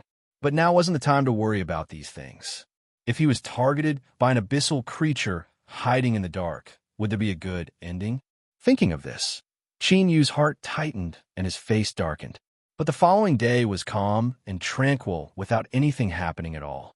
Yu couldn't help but wonder if his senses had been wrong. Before night fell, outside a remote courtyard, Yu looked at East Jo Jolly. The weariness on her face was even heavier, and her eyes were bloodshot. From the looks of it, did she encounter some problem? But she still didn't say anything. After entering the room, she took out a steamed bun and gave it to Yu. You should be hungry again, right? This steamed bun is for you. Her smile was a bit difficult, but she didn't hesitate at all. It was clear she really didn't want Yu to interfere in her matters. Perhaps there was another reason for this. Yu ate the steamed bun, his eyes flashing. He didn't say anything. Night arrived as expected. Darkness covered the city, and everything fell silent, without the least bit of sound coming out. But this night was doomed to not be peaceful. There was a knock on the door in the darkness. Soon, there was movement in the courtyard. Uncle Nyo stood up and opened the door. He forced a smile. My lord, why have you come again? Didn't I say before that this old man has no problems here? If you continue like this, it will affect my guests. Jolly opened her eyes. Her body moved, and like a soft snake, she drilled into Qin Yu's chest. Thinking from experience, her movements were much faster. She quickly adjusted her angle and completely restrained her aura. But this time, the situation had clearly gone beyond her control. There was a stuffy cough in the courtyard. Although it was very light, Qin Yu could still feel the shock and disbelief contained within. Then, Uncle Nyo's voice completely vanished. What followed was a light chewing sound, but in the deathly silence of the night, it was especially clear. Between his nose and mouth, he could faintly smell the thick scent of blood. In his arms, Jolly stiffened. It was clear that even after restraining her aura, she still retained her outstanding perception. In the darkness, a sharp light flashed in Qin Yu's eyes. He looked out the window.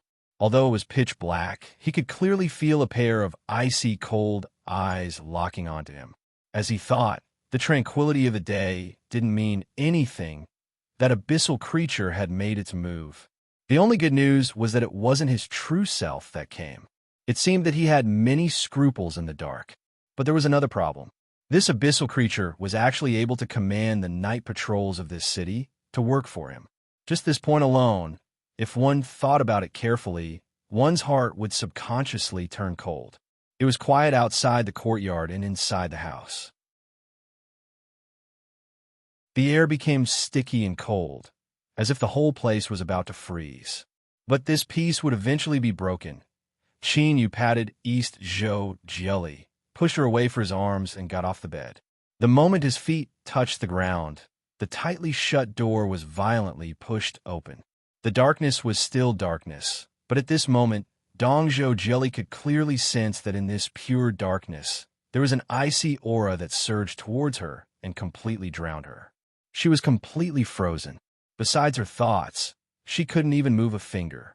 Within Qin Yu's soul space, the sun and moon force fields spread out, wrapping around him. The cold energy that invaded his body was quickly melted away by his tumbling blood.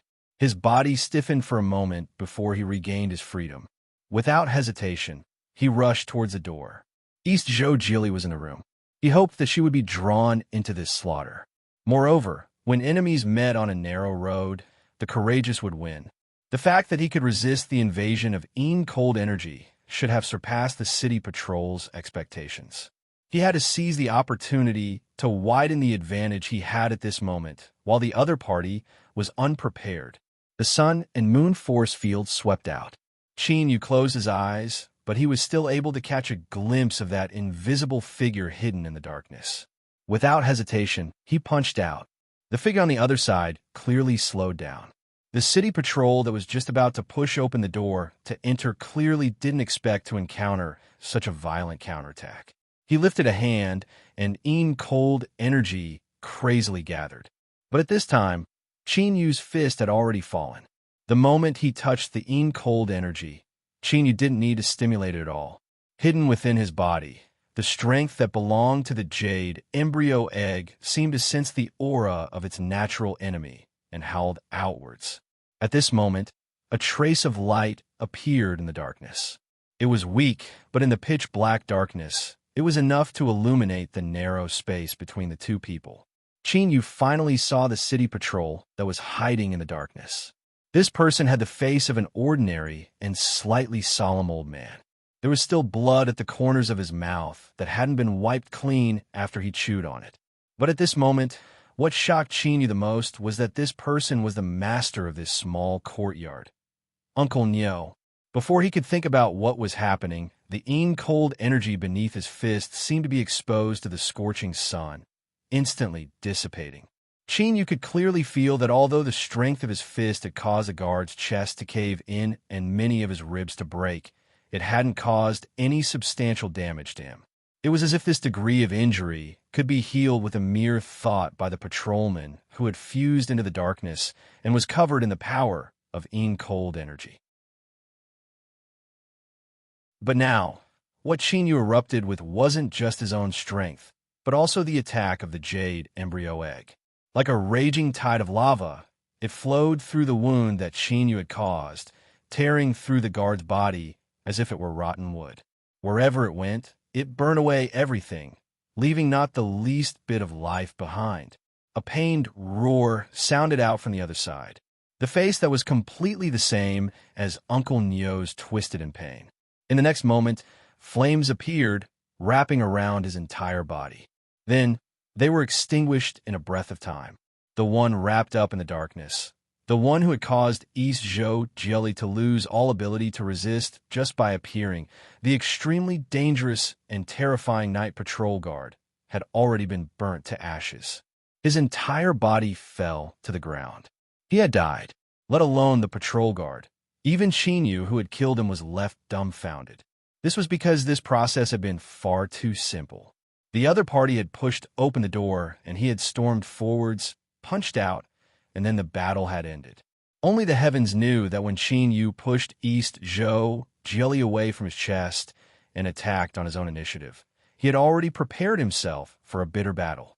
Otherwise, why would he have worried that the shockwaves of the battle would draw in East Zhou Jieli and harm her? The strength of the jade embryo egg. Ever since he had refined it into his body, this was the second time that it had erupted on its own initiative without Xinyu's control. The first time was when he had killed the abyssal life form, and now was the second time. Basically, Xinyu could confirm that the night patrol guard that attacked the night patrol guard was acting according to the will of the abyssal life form. And the strength of the jade embryo egg had erupted on its own initiative once more. Moreover, it had caused a terrifying amount of damage to the night patrol guard. Did this mean that the night patrol guard body had already been mixed with the strength of the abyssal?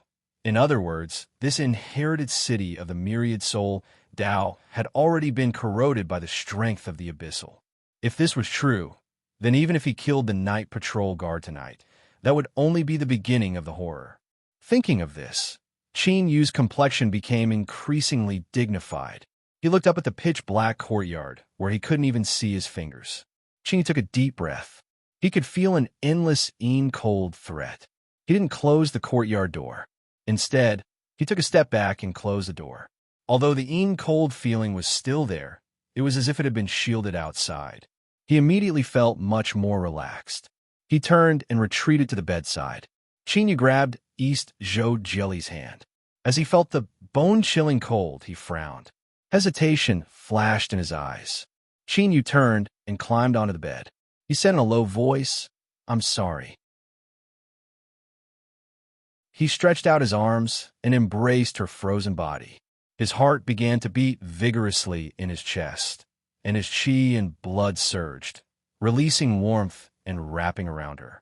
An hour later, Qinyu heard a long exhale in his ears. "How do you feel?" I'm fine." East Zhou Jieli's voice trembled.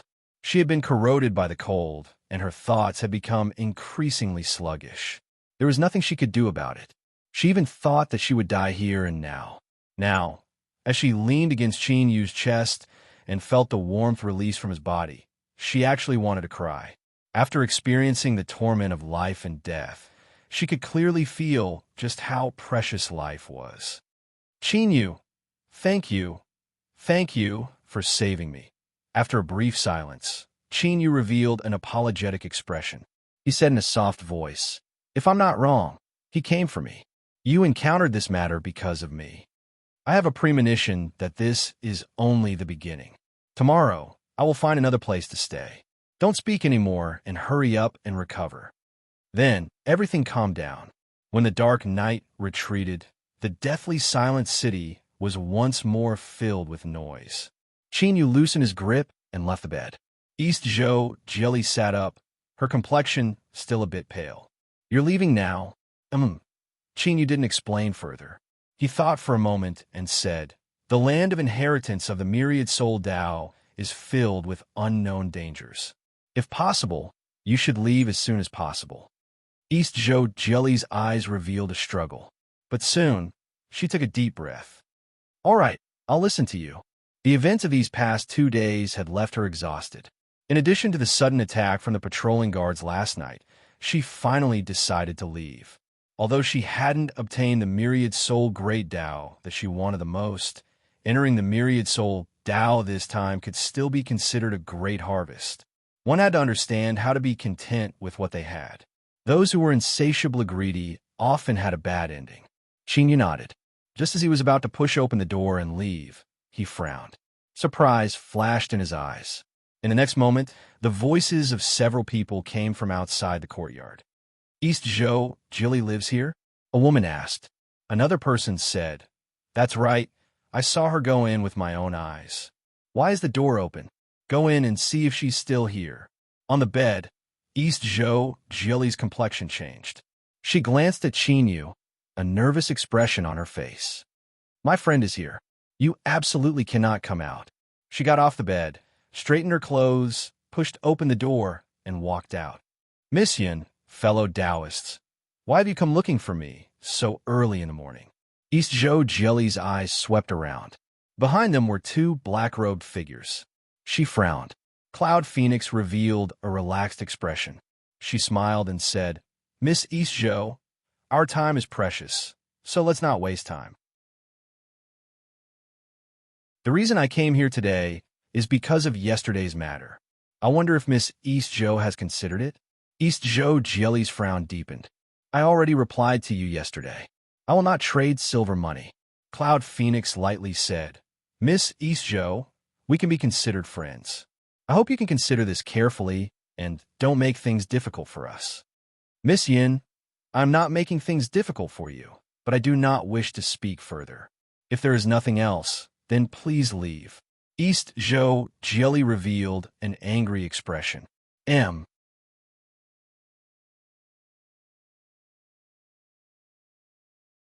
Chapter 10:20. You refuse a toast only to drink a forfeit. Eastern Zhou Chali, since we are here, you have no right to refuse.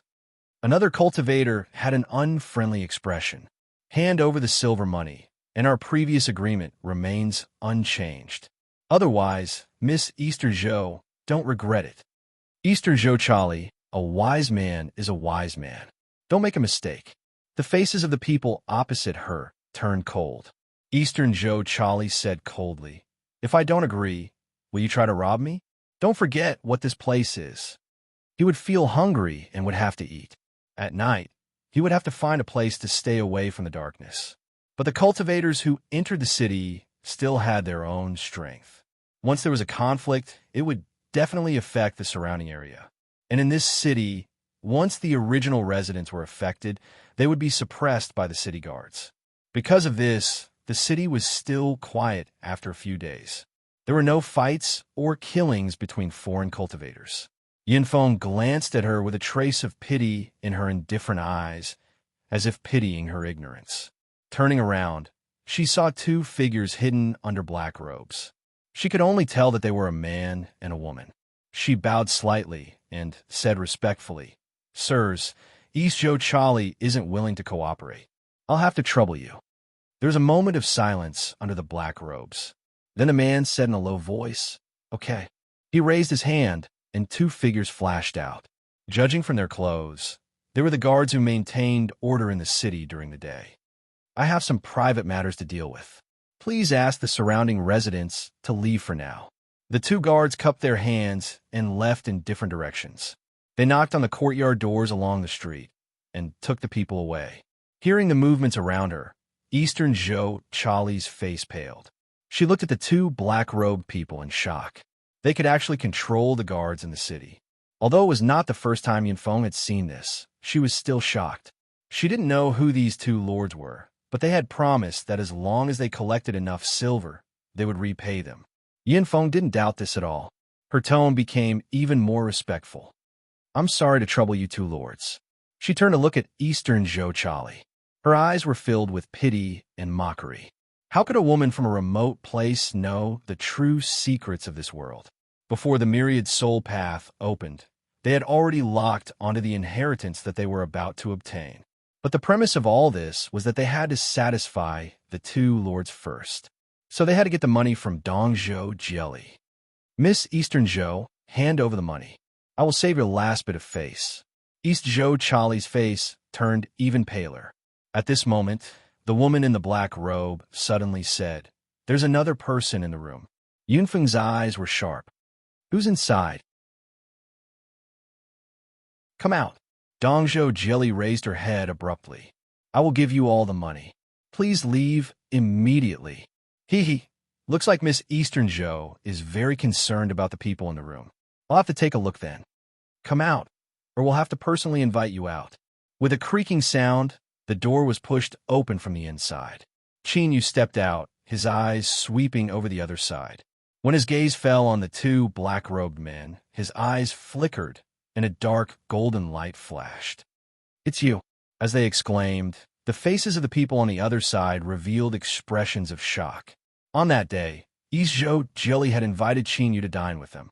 Although they hadn't interacted much, it had only been several days, so they still clearly remembered each other. Yunfeng's eyes flashed. It seems that we have some fate with this fellow Taoist. Miss Eastern Zhou, won't you introduce us? The first time they met, she had felt something unusual about Qin Yu. Now that they met again, that feeling was even more intense. In addition to how Zhou Jilly had protected him, Yunfeng narrowed her eyes. Seemed like there was something wrong with this person. Just as Zhou Jilly was about to say something, she was interrupted by Qin Yu. He stood in front of her and said, My name is Qin Yu. I am Miss Eastern Zhou's friend. Friend? Haha, a single man and a single woman sleeping in the same room at night and sleeping in the same bed. That must be very good friends. A cultivator clenched his teeth, a cold light surging in his eyes. It couldn't be denied that Zhou Jilly was an extremely beautiful woman. Although he looked down on her background, Jiang Yuanyi was still interested in her as a person. But unfortunately, Zhou Jilly didn't respond to his subtle hints at all. Jiang Yuanyi was secretly annoyed by this. Now that he saw Qin Yu come out from her room, the evil fire in his heart began to burn even brighter. You ignore me and keep this pretty boy in your room. Zhou Jilly, you are really good. Taking a deep breath, Jiang Yuanyi was about to speak again when Qin Yu's eyes fell on him. Although Qin Yu's eyes were calm and without much fluctuation, he didn't know why, but his heart chilled and the vulgar words he was about to say were forcefully swallowed back down. Qin Yu glanced at Jiang Yuanyi and then didn't bother with him. His eyes passed over the aggressive woman Yunfeng and fell onto the two black-robed people behind them. The corners of his lips curled up in a mocking smile, a bit of coldness in his eyes. You two, for better or worse, you and I can be considered old friends. Do you plan on continuing to remain silent? After regaining his composure, the secretly annoyed Jiang Yuanyi, as well as the indifferent Yunfeng and the others, all of their complexions changed. Hearing these words, Qin Yu actually recognized the two lords beneath the black robes. Although they didn't know if this was true or false, they still chose to shut up. There was silence in the air. Qin Yu's lips curved up even more. What? You two hope that I will personally pull off your black robes and then recognize you? Or? He swept his eyes over the people in front of him, his eyes filled with disdain. Do you think these people can stop me? Yunfeng and the others held their breaths. Even if they guessed that Qin Yu might be acquainted with the two black-robed lords, hearing these words still made Yunfeng and the others angry. They thought, how arrogant are you? How preposterous! Each of them had a great background. When it came to nobility, they were far above Zhou Jilly. Because of this, when they stole her money, they weren't worried that it would bring trouble to themselves. These people were tyrannical to begin with. In addition to their various hidden cards, if they joined hands to fight, even an original God Realm expert wouldn't be afraid. However, as time passed in silence, the annoyance in Yunfeng and the others' eyes gradually disappeared, replaced by restlessness, because under the black robes, the two lords were silent. It was like they tacitly agreed with Qin Yu's words. In other words, in the eyes of the two black-robed lords, even if they joined hands, they might not be Qin Yu's match. How is this possible? Yunfeng, Jiang Yuanyi, and the others looked at Qin Yu with awe in their eyes. In this world, only the strong couldn't be offended. Finally, a voice sounded out from under the black robes. Qin Yu, you are strong, but so what if you could defeat them? What we control now is a strength that you can't even imagine. As the voice fell, the two city guards walked over. Their icy cold eyes locked on Yu, revealing a threatening expression. Anyone that dares to offend the Lord will be severely punished. With a loud shout, the auras of the two guards erupted. They weren't too strong, at least they weren't. But the auras of these two people seemed to be one with the entire city. Once they clashed with them, what awaited them would be the suppression of the entire city. Yu was expressionless. With a thought, the sun and moon force field erupted, wrapping around him and the two city guards. In the next moment, the aura of the jade embryo egg strength broke out from his body. The complexions of the two city guards changed. Their icy cold eyes revealed fear. At this moment, they could feel the threat of death coming from Yu. Not just that, but they also had an impulse to kneel on the ground and beg for forgiveness, as if the one they had offended was a truly great person. Shwa. The sun and moon force field was retracted and the aura of the jade embryo egg vanished with it. The entire process lasted for less than a breath of time. To the outside, it seemed as if Yu had looked up and glanced at the two city guards. It was just that simple. However, it was this gaze that caused the expressions of the two city guards to change greatly. Their faces were filled with unconcealable fear and even a trace of reverence. Today is a private matter between me and them. I hope that you will not interfere, Yu lightly said. Without hesitation, the two city guards bowed. Yes, thank you for forgiving the two of us. Farewell. After speaking, the two respectfully bowed and left without looking back. From beneath the black robes, a man's angry roar echoed out. But this didn't cause the two guards to stop. Instead, their footsteps quickened. This scene caused the air to fall deathly silent. Everyone's eyes widened. As they looked at Yu, a deep awe appeared in their eyes. How'd he do this? Eastjo Jolly thought to herself. Was this the true strength of a ruler's disciple? Gulp! Jiang Yuanyi swallowed a mouthful of saliva. He suddenly felt that swallowing the words that had been on the tip of his tongue had been the right decision. Yu had a calm expression. He lightly said, I think we can have a good talk now. This time, no one doubted that Yu had the qualifications to direct matters. Silence reigned. Cough. There was a light cough from beneath the black robes. Then, a deep and low voice sounded out.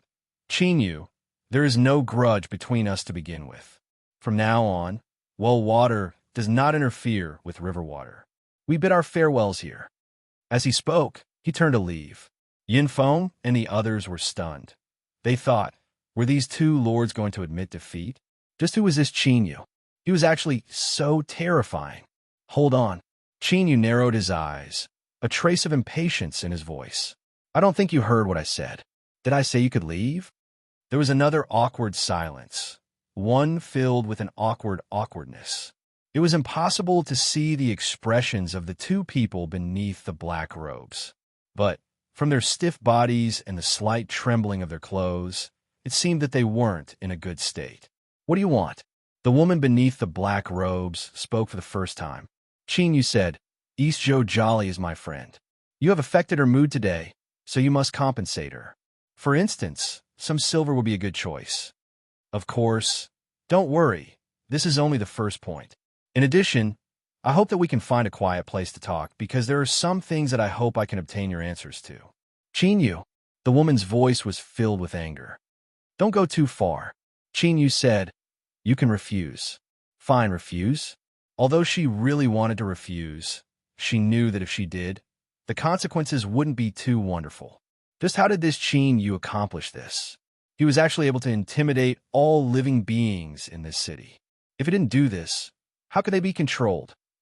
All right, I'm also a bit curious about fellow Taoist Yu. The black-robed man agreed to everything. Eastjo Jolly received 10 silver coins from Yinfeng, Jiang Yuanyi, and the others. Although their complexions were ugly, they didn't dare to disobey the orders of the two black-robed men. This was because they weren't Yu. Miss Eastjo, remember what I just said to you. Let's go. Yu said in a soft voice. Eastjo Jolly bit her lips. She deeply looked at him and said, be careful. She turned and left, soon vanishing into the stream of people. Now that Qin Yu had said that this city was dangerous, she was even more convinced. But even Qin Yu had been attacked. It seemed that even though he was strong and possessed inconceivable and mysterious abilities, he still couldn't sit back and relax here. She hoped that he would be careful and nothing would happen to him.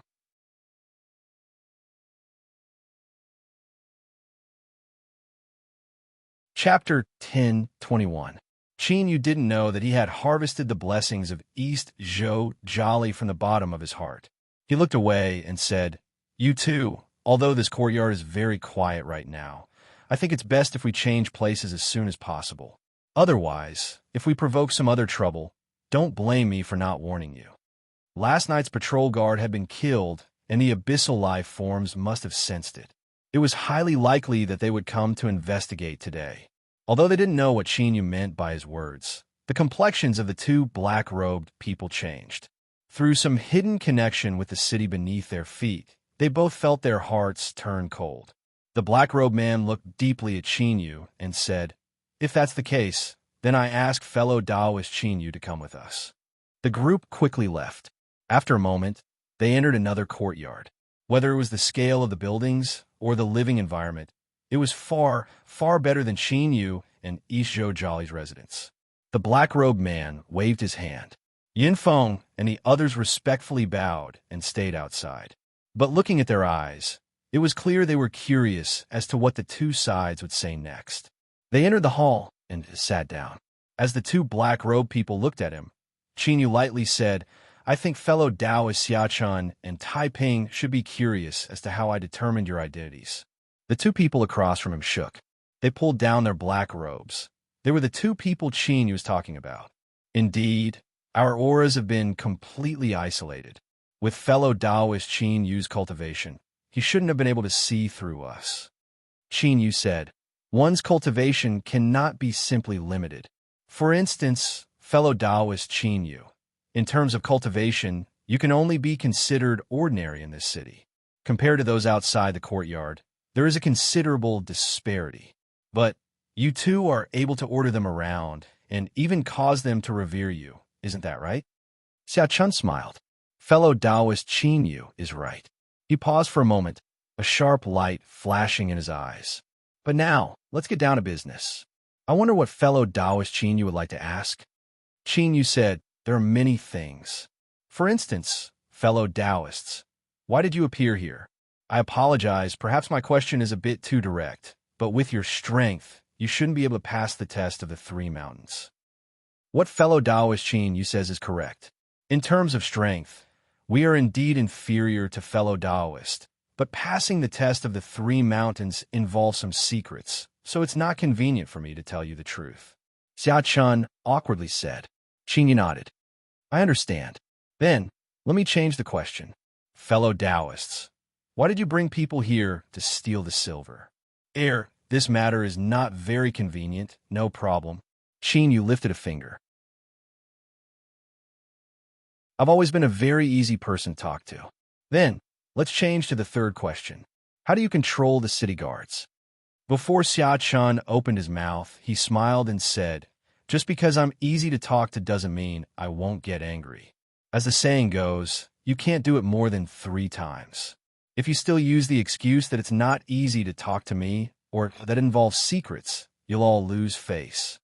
Taoist priestess Taiping lowered her voice. "Qin Yu, we aren't lying to you. Regarding these matters, we have all sworn a blood oath that if we dare to reveal even the slightest bit of it, we will die without a grave. Forcing us to speak is the same as forcing us to die." Qin Yu remained expressionless, unmoved in the least. "You made a bloodline oath and didn't dare to speak, but aren't you afraid that I will kill you? Or do you think that I can't kill you, or that I don't dare to kill you?" The temperature in the air suddenly fell. Xia Chun and Taoist priestess Taiping's complexions changed. If they could express their emotions, they would definitely be roaring out loud. "Qin Yu, don't go too far." But Qin Yu was bullying them, and he didn't leave them any leeway. He was clearly using his strength to suppress them. If they didn't tell him the answer, then he would teach them a lesson. The two people across from him had gloomy and uncertain expressions. Fear and anger weaved in their eyes. If it weren't for them fearing Qin Yu's cultivation, they would have already attacked him. But before this, the scene of Qin Yu rushing through the test of the three mountains had left a tremendous impact on them. Because they had rushed in, they were even more aware of just how terrifying the test of the three mountains was. It had to be known that even though the two of them had used a secret technique and joined forces, they still felt it was as difficult as ascending to the heavens. And Qin Yu was just one person. Qin Yu saw their expressions from the corner of his eyes. He suddenly lifted a hand and pointed a finger forward. Ripples spread out, covering them within. Don't be nervous. This is just a minor technique. It can isolate us from the outside world. What you say here might not trigger the bloodline oath you made. Daoist priestess Tai Ping coldly sneered. She thought that Qin Yu was underestimating the power of the oath they made. But soon, her complexion changed. The chair was still the same chair. Its position hadn't changed at all. She could even see through the invisible fluctuations and see what was happening outside. But because of the existence of these fluctuations, her sense was completely compressed and confined to a narrow range. They no longer had any perception of the outside world. In fact, their connection with the city had disappeared. How was this possible? If they hadn't experienced it themselves, they wouldn't have dared to believe it. But Qin Yu had done it, and he had done it with incomparable ease. He had only lifted a hand and gently pointed forward. Then, invisible fluctuations covered them, isolating them from the outside world. How was this possible? Xia Chun and Daoist priestess Tai Ping groaned inwardly. As they looked at Qin Yu, they couldn't help but reveal even more fear and awe. The unknown often meant terror, and in their eyes, Qin Yu was an existence covered in a dense fog. Couldn't kill them, or it didn't dare to kill them. Of course, that didn't exist. With Qin Yu's current methods, he could quietly kill them without causing any trouble for himself. If they could think of this, then Qin Yu was even more aware of it. The strength he revealed at this moment should be the final warning. If they spoke, then perhaps they would be fine. But if they didn't speak, then all that awaited them was death. Xia Chun and Daoist priestess Tai Ping glanced at each other. They could see the fear in each other's hearts, as well as the bitterness and helplessness. Facing such a Qin Yu, they simply didn't have the ability to struggle or resist. Taking a deep breath, Xia Chun said, "We can answer your questions, but you must swear that you won't tell anyone. Otherwise, even if you kill us, we won't say half a word." Qin Yu nodded. "I agree. Please, if you agree so casually, we won't have any confidence. Moreover, you haven't even sworn an oath." But looking at Qin Yu's calm expression, whether it was Xia Chun or Daoist priestess Tai Ping, neither of them had any thoughts of making him swear an oath. They were afraid that he would fall out with them. Anyway, as long as Qin Yu had a brain, he wouldn't casually spread this matter. Otherwise, no matter how powerful his background was, he would still be in big trouble. Xia Chun glanced at Daoist priestess Tai Ping and took a deep breath. "I'll speak first." From this glance, Qin Yu read the word true love. He didn't see that there were sparks between the two of them. The first person to speak was obviously going to test whether Qin Yu's isolation from the outside world really worked. Daoist priestess Tai Ping. Just from her name, one could tell that she wasn't very emotional. But Xia Chun's taste was very light, which matched his name quite well. Some messy thoughts flashed through Qin Yu's mind, but he instantly restrained himself. He stretched out his hand and said, "Please." Xia Chun said, "Let's answer the first question first. Tai Ping and I are indeed not strong enough to pass the test of the three mountains, but we have a secret method. When we join forces, we can offset most of the power of the first and second mountains, so we can endure it. We can't tell you about this secret method, but we can let you know that the reason we can grasp this secret method is because our ancestors contributed to the construction of the myriad soul path." He clenched his teeth as he spoke, a trace of nervousness on his face. Tai Ping subconsciously tightened her grip on his hand. But nothing terrifying happened. Whether it was the space or the outside world, they both remained calm and unperturbed. Who? Xiao let out a deep breath and patted Daoist priestess Taiping's hand. It was clear that Qinyu was right. His method could really isolate the connection between them and the outside world, and even block out the bloodline oath. Qinyu's strength was simply terrifying. You mean to say that when your ancestors built the Myriad Soul Road, they left behind some unknown method that allowed you to come here? And it is also because of this that you are able to control the city guards? Qinyu asked with a frown. That's right. Xiaochun nodded. Of course, what you say isn't completely correct. Although our ancestors left behind some method, it absolutely isn't that formidable. Otherwise, after all these years, the opening of the Myriad Soul Path and the actions of our two races would have long since been known by others. Over the countless years, with the efforts of dozens of generations, including me and Taiping, we have only managed to activate the method our ancestors left behind twice. A sharp light flashed in Qin Yu's eyes. The reason you are collecting silver coins should be to obtain something from the Myriad Soul Path, right? Daoist priestess Taiping said. That's right. She glanced at Xiaochun.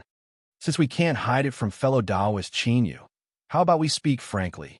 Perhaps there might be a chance for us to cooperate. Xiaochun's eyes brightened. Cooperate? He looked at Qinyu, a flash of hesitation in his eyes that soon turned to firm determination. Fellow Daoist Qinyu, you are indeed strong. But if it weren't for me and Taiping, you would never have been able to come into contact with this city's greatest hidden treasure. Now, as long as you are willing, we can join forces and obtain an unimaginable good fortune. Daoist Taiping said, That's right. I believe fellow Daoist Qinyu. Since you can deter the living beings in this city, perhaps you can even give us additional help in this matter. Qinyu frowned, interrupting the two of them. Let me make things clear first. I haven't agreed to cooperate with you yet. Xiaochun stood up. He lifted a foot and stepped on the ground. Fellow Daoist Qinyu, do you know the origin of the city we are in right now? He sucked in a deep breath and subconsciously lowered his voice. There is a peerless evil devil suppressed beneath this city. It is because the Grand Array formation is constantly drawing out this evil devil's source strength that the illusory realm is turned into reality. This city and all the living beings within this city, all of them are part of the illusory realm. Of course, calling it an illusion isn't the right way to put it, because right now, this city truly exists. What we need to do is open a channel and directly draw out this city's source strength. If we succeed, both you and I will obtain an inconceivable good fortune.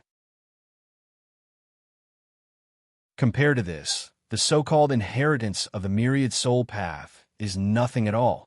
That's because the 10,000 Soul Dao is a kind of inheritance that has evolved from this source. Qinyu was expressionless. Although his heart was shaken, he certainly wouldn't completely believe Xiaochun's words. But when he heard Xiaochun say that there was a peerless evil demon suppressed beneath the city, his heart began to race. Then, an instinctive thought appeared in his mind.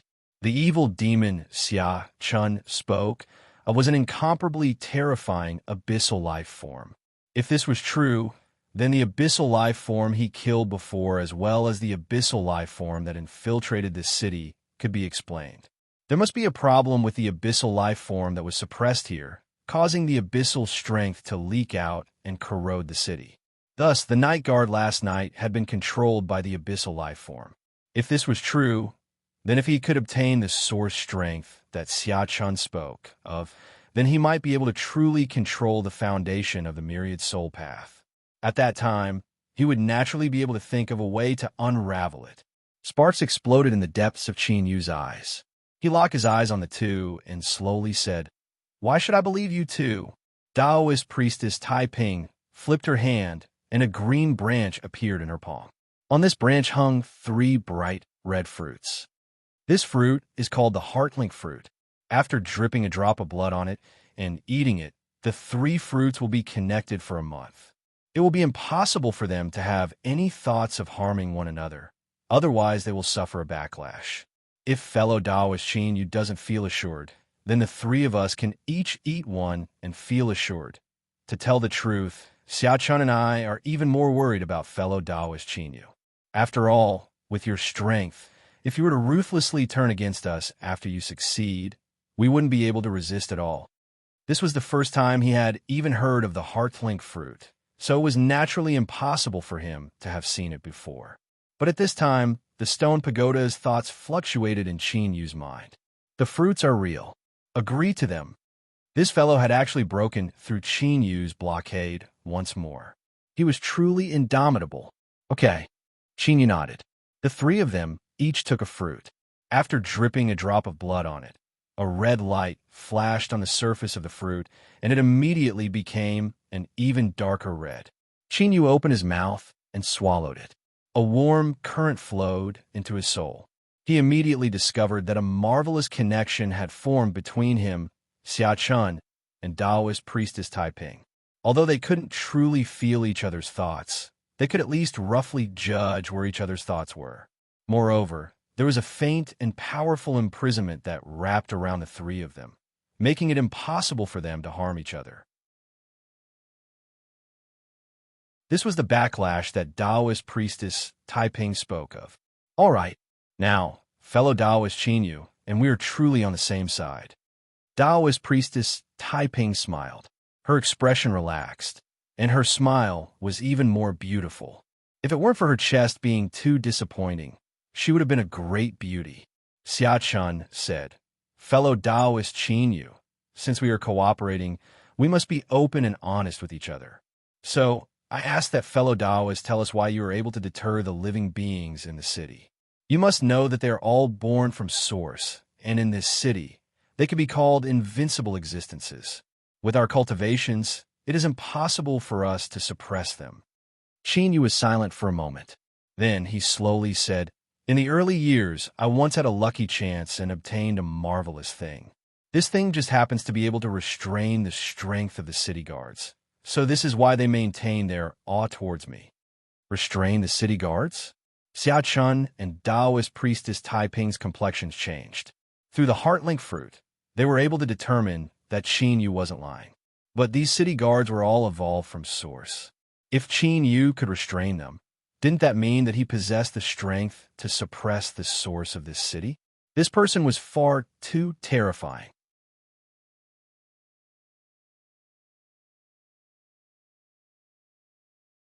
Chapter 1022. Compared to when they first entered the hall, the atmosphere when Qin Yu and the others walked out was completely different. There was no more tension or depression. Yinfeng, Jiang Yuanyi, and the others all relaxed. Otherwise, if there really was a conflict and they were all caught up in it, it would be hard to predict what their fate would be. Greetings, lords. Yinfeng respectfully bowed. Her eyes fell on Qin Yu, and she hesitated, not knowing what to say. Fortunately, her hesitation didn't last too long. Xiaochun's voice sounded from beneath the black robe. Lord Qin, you will join forces with us to open the hidden treasure in the city. When you face him, you must be as respectful as you are to us. Yunfeng's heart chilled. She hurriedly bowed. Greetings, Lord Qin Yu. I didn't know your identity before, so I ask that you be magnanimous and don't lower yourself to our level. She had no choice but to lower her head. It had to be known that just now, the mysterious and powerful black-robed existence had addressed him as Lord with a respectful tone. In addition to what she had seen with her own eyes, it was clear that Lord Qin Yu's status was above the two black-robed existences. Such an existence had to be as respectful as possible. If she didn't take this chance to beg for mercy, would she just wait to be taught a lesson? It was natural for the juniors of large families to be proud.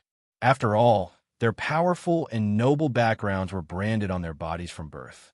But in the face of a more powerful existence, they wouldn't hesitate to lower their heads to avoid greater harm.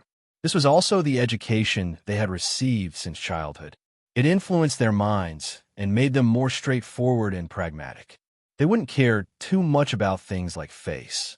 After all, face couldn't be eaten and it couldn't be used to protect one's life. Please forgive us, Lord Qin Yu. Jiang Yuanyi and the others bowed, their expressions respectful but also a bit nervous. From the matter of compensating Dongzhou Chali, it wasn't difficult to see that Qin Yu's methods were very down-to-earth. Now, should they take the initiative to offer something to express their apologies?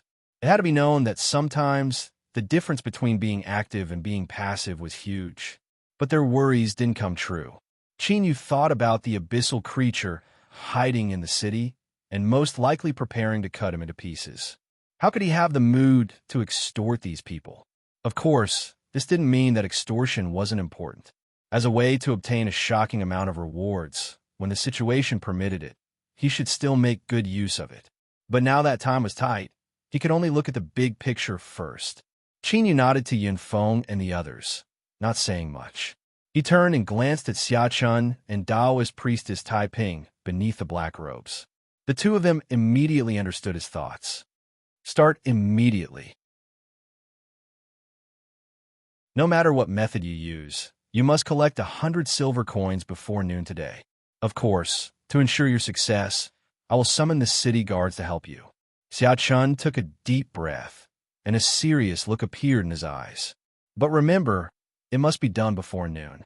If you are late, the promise I gave you before will automatically become invalid. Yinfeng, Jiang Yuanyi, and the others respectfully responded.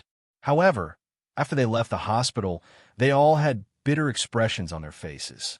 Those who were qualified to receive money were definitely not easy to deal with. East Zhou's Charlie came from a poor background, so they could not care less. However, not all the others were in the same situation. There were some powerful figures that even they were afraid of. Although it wouldn't be a problem for them to steal the money with the help of the city guards, they would still be in trouble if they really did so. Even if there weren't any problems now, once they left the myriad soul Dao and returned to the outside world, trouble would still come.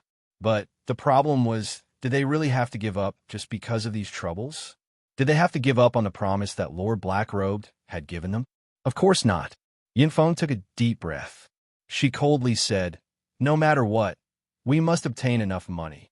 This is not just for ourselves, but also for the mission that our family has entrusted to us. If we seize the money, we will be in trouble, but the outcome is unknown. But if we ruin the plans of the three lords, even if we can leave here alive, our family will not let us off." Everyone's hearts chilled. The hesitation and helplessness in their eyes immediately receded like a tide, replaced with firm determination once more. Fellow Taoists can die, but not me. Everyone, I can only apologize. Shwa, shwa. Several people split up. Each person was followed by 2 city guards, all of them rushing off in different directions. Before noon, 100 silver coins were placed in front of them. It was unknown what Yinfeng and the others had experienced, but their complexions were clearly ugly. But at this time, no one cared about their complexions. Beneath the black robes, Xiachun and Taoist priestess Taiping both revealed happy expressions. They stood up and said, "Fellow Taoist Chinyu, let's go." Although they didn't know why Chinyu had requested that they complete the extraction of the source energy today. But through his various actions, and after both sides had taken the heart-linking fruit, Xiachun and Taoist priestess Taiping naturally chose to believe in his judgment. Even though doing this would definitely bring about some trouble, they had already noticed that something had changed in the city. The contingency plan that their ancestors had painstakingly arranged in the past might not have the qualifications to be used again after today. They might as well take advantage of this chance to ruthlessly destroy him. Chinyu stood up. "Please lead the way." He also wanted to know where the key point of the city that these 2 people spoke of was. The group left and hurried towards a certain place in the city. This was a small city that was several miles wide. Even if they gave up flying with the speed of a cultivator, they would soon arrive at their final destination. According to Xiachun and Taoist priestess Taiping, in order to extract the source energy of the evil demon suppressed beneath the city, they needed to find a weak point in the array formation seal, and then open the channel left behind by their ancestors. "We've arrived. The channel left behind by our ancestors is inside," Xiachun said in a low voice. Chinyu looked at the familiar private school in front of him, and a strange expression appeared on his face. His previous intuition had been correct. At this time, his complexion changed. He turned and looked behind him. In a quiet alley, there was the sound of calm footsteps. Shang Lingwei was walking over. His expression was calm, and there was a warm smile on his lips. His eyes swept over the several people and then fell on Qin Yu. Fellow Taoist Qin Yu, we meet again. Qin Yu's heart tightened. He thought to himself that this was indeed the case. This terrifying abyssal creature had been paying attention to this private school all this time. Could it be that he also knew that there was a hidden channel here that could extract the city's source energy? No. If his guess was right, then what was suppressed here by the array formation was an incomparably powerful abyssal creature. If so, then his goal shouldn't be so simple. His thoughts raced. Qin Yu smiled and nodded. Fellow Taoist Shang, it seems there is some fate between the two of us. Shang Lingyue's smile widened. Fate? I like fellow Taoist Qin Yu's description. I have a request today, and I hope that fellow Taoist Qin you can agree to it based on the fate between us. I will be eternally grateful. Qin Yu said, Oh, if I don't find it difficult, then I definitely won't refuse. Shang Lingyue glanced at him. I would like to ask fellow Taoist Qin Yu to stay as far away from this private school as possible. Of course, I will compensate you. For instance, as long as you agree, then before you leave Myriad Soul Tao, I guarantee that we will never meet again. How about it? Qin Yu's eyes flashed. In truth, this agreement had exceeded his expectations. It even promised to let him live. But could the words of an abyssal creature be trusted? Well, perhaps it really was possible, but Qin Yu didn't dare to take the risk. Thus, he refused. I apologize. These fellow Taoists and I are very interested in this private school in front of us. I have already agreed to advance and retreat together with you fellow Taoists. If I were to retreat now, that would be breaking my promise to all of you. This is clearly wrong. Shang Lingyue's smile didn't diminish. His eyes swept over everyone. When his eyes fell on Xia Chun and Taoist priestess Taiping, he paused for a moment. Fellow Taoist Qin Yu, do you really not want to consider my proposal? I'm really sincere. Although they didn't know what sort of riddle Shang Lingyue and Qin Yu were playing, as long as they weren't blind, they could see that the two sides didn't like each other. But what left everyone startled was that Qin Yu, who had been acting tough in front of them, was clearly on the defensive when facing Shang Lingyue. Even when he rejected his proposal, he found a gentle reason. In other words, Qin Yu dreaded this person in front of him. Xia Chun, Taoist priestess Taiping, and the others felt their hearts shake. They thought that the opening of Myriad Soul Tao this time was truly extraordinary. Far too many powerful characters had entered. Qin Yu shook his head. Fellow Taoist Shang, I will have to disappoint you. He revealed an apologetic expression, and his expression was flawless. But all of his thoughts were locked onto Shang Lingyue. As long as Shang Lingyue made any inappropriate movements, Qin Yu could immediately erupt with his greatest strength. If it were just a single person facing this abyssal creature, Qin Yu certainly wouldn't dare to directly reject his proposal. But now, it wasn't just Xia Chun and Taoist priestess Taiping. There was also Yun Feng, Jiang Yuani, and the others following them. It could be said that Qin Yu was at his strongest right now. Taking a step back, even if he truly angered this abyssal creature, he still had the strength to fight. Moreover, it was daytime right now. In the sneak attack last night, the abyssal creature had only controlled a single night patrol to attack. From this, it could be seen that even if this city was corroded by the abyssal strength, Shang Lingyue still didn't have any scruples. These were the reasons why Qin Yu dared to refuse him. The smile on Shang Lingyue's face faded. When he wasn't smiling, the gentle aura that he deliberately created around him completely vanished. Instead, what replaced it was a cold and gloomy aura that left one's heart cold. It was like a terrifying predator hiding in the dark of night had locked onto him. The predator was baring its sharp white fangs, looking for a suitable opportunity to deliver a fatal strike. Xia Chun, Taoist priestess Taiping, and the others felt their hearts skip a beat, as they thought, if someone could faintly suppress Qin Yu, it was impossible for them to be as ordinary as they appeared on the surface. If that's the case, then I won't disturb you any longer. I hope that everyone will have good luck and have some harvests.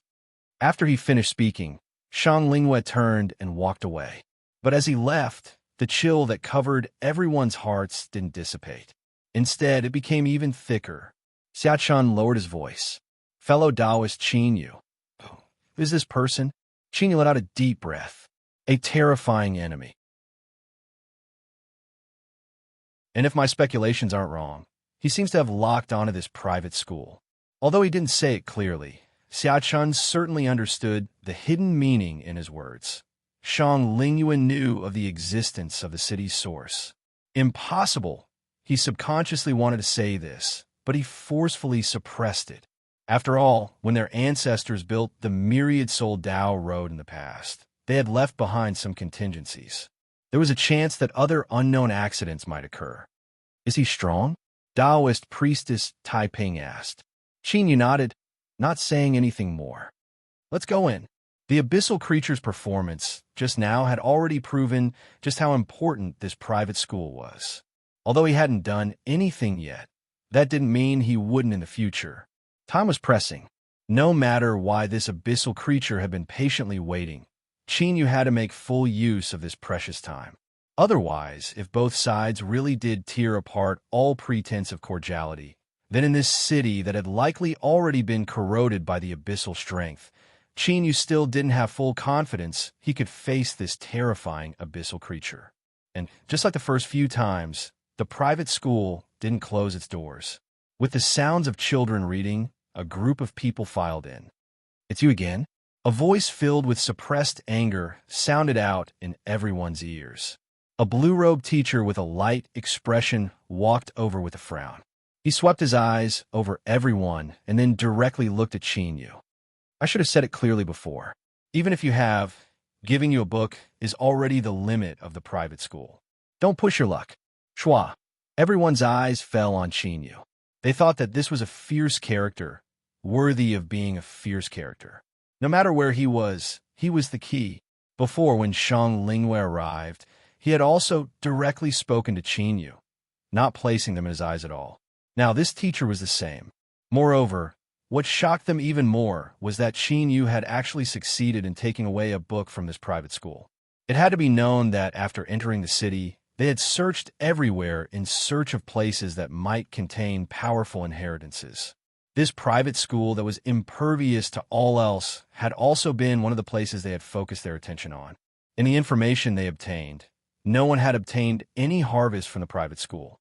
Being surrounded by shocked and admiring gazes, although he appeared indifferent on the surface, he was actually feeling extremely sour in his heart. Unfortunately, Qin Yu wasn't in the mood to feel any of this right now. He lightly coughed and said, "Mister, why must you keep us 1,000 miles away? Moreover, we didn't come here for any other reason. We only thought that the private school's architecture was wonderful and wanted to take a good look around." Of course, if Mister is willing to explain a thing or two to us, that would be even better. It seemed that lying through one's teeth was an essential skill for all great figures. In addition, one's skin had to be thick and one's mental fortitude had to be good. Otherwise, how could one be able to remain calm in the face of other people's "I don't believe you" gazes? For instance, the teacher who was looking at them with such a gaze, as well as the earnest and calm Lord Qin Yu. The teacher coldly said, "If you want to waste time, then I won't stop you. If you want to take a look, then go. But if you affect my teaching, then don't blame me for driving you out." After speaking, he flicked his sleeves and left. In truth, to a certain degree, this was already preferential treatment.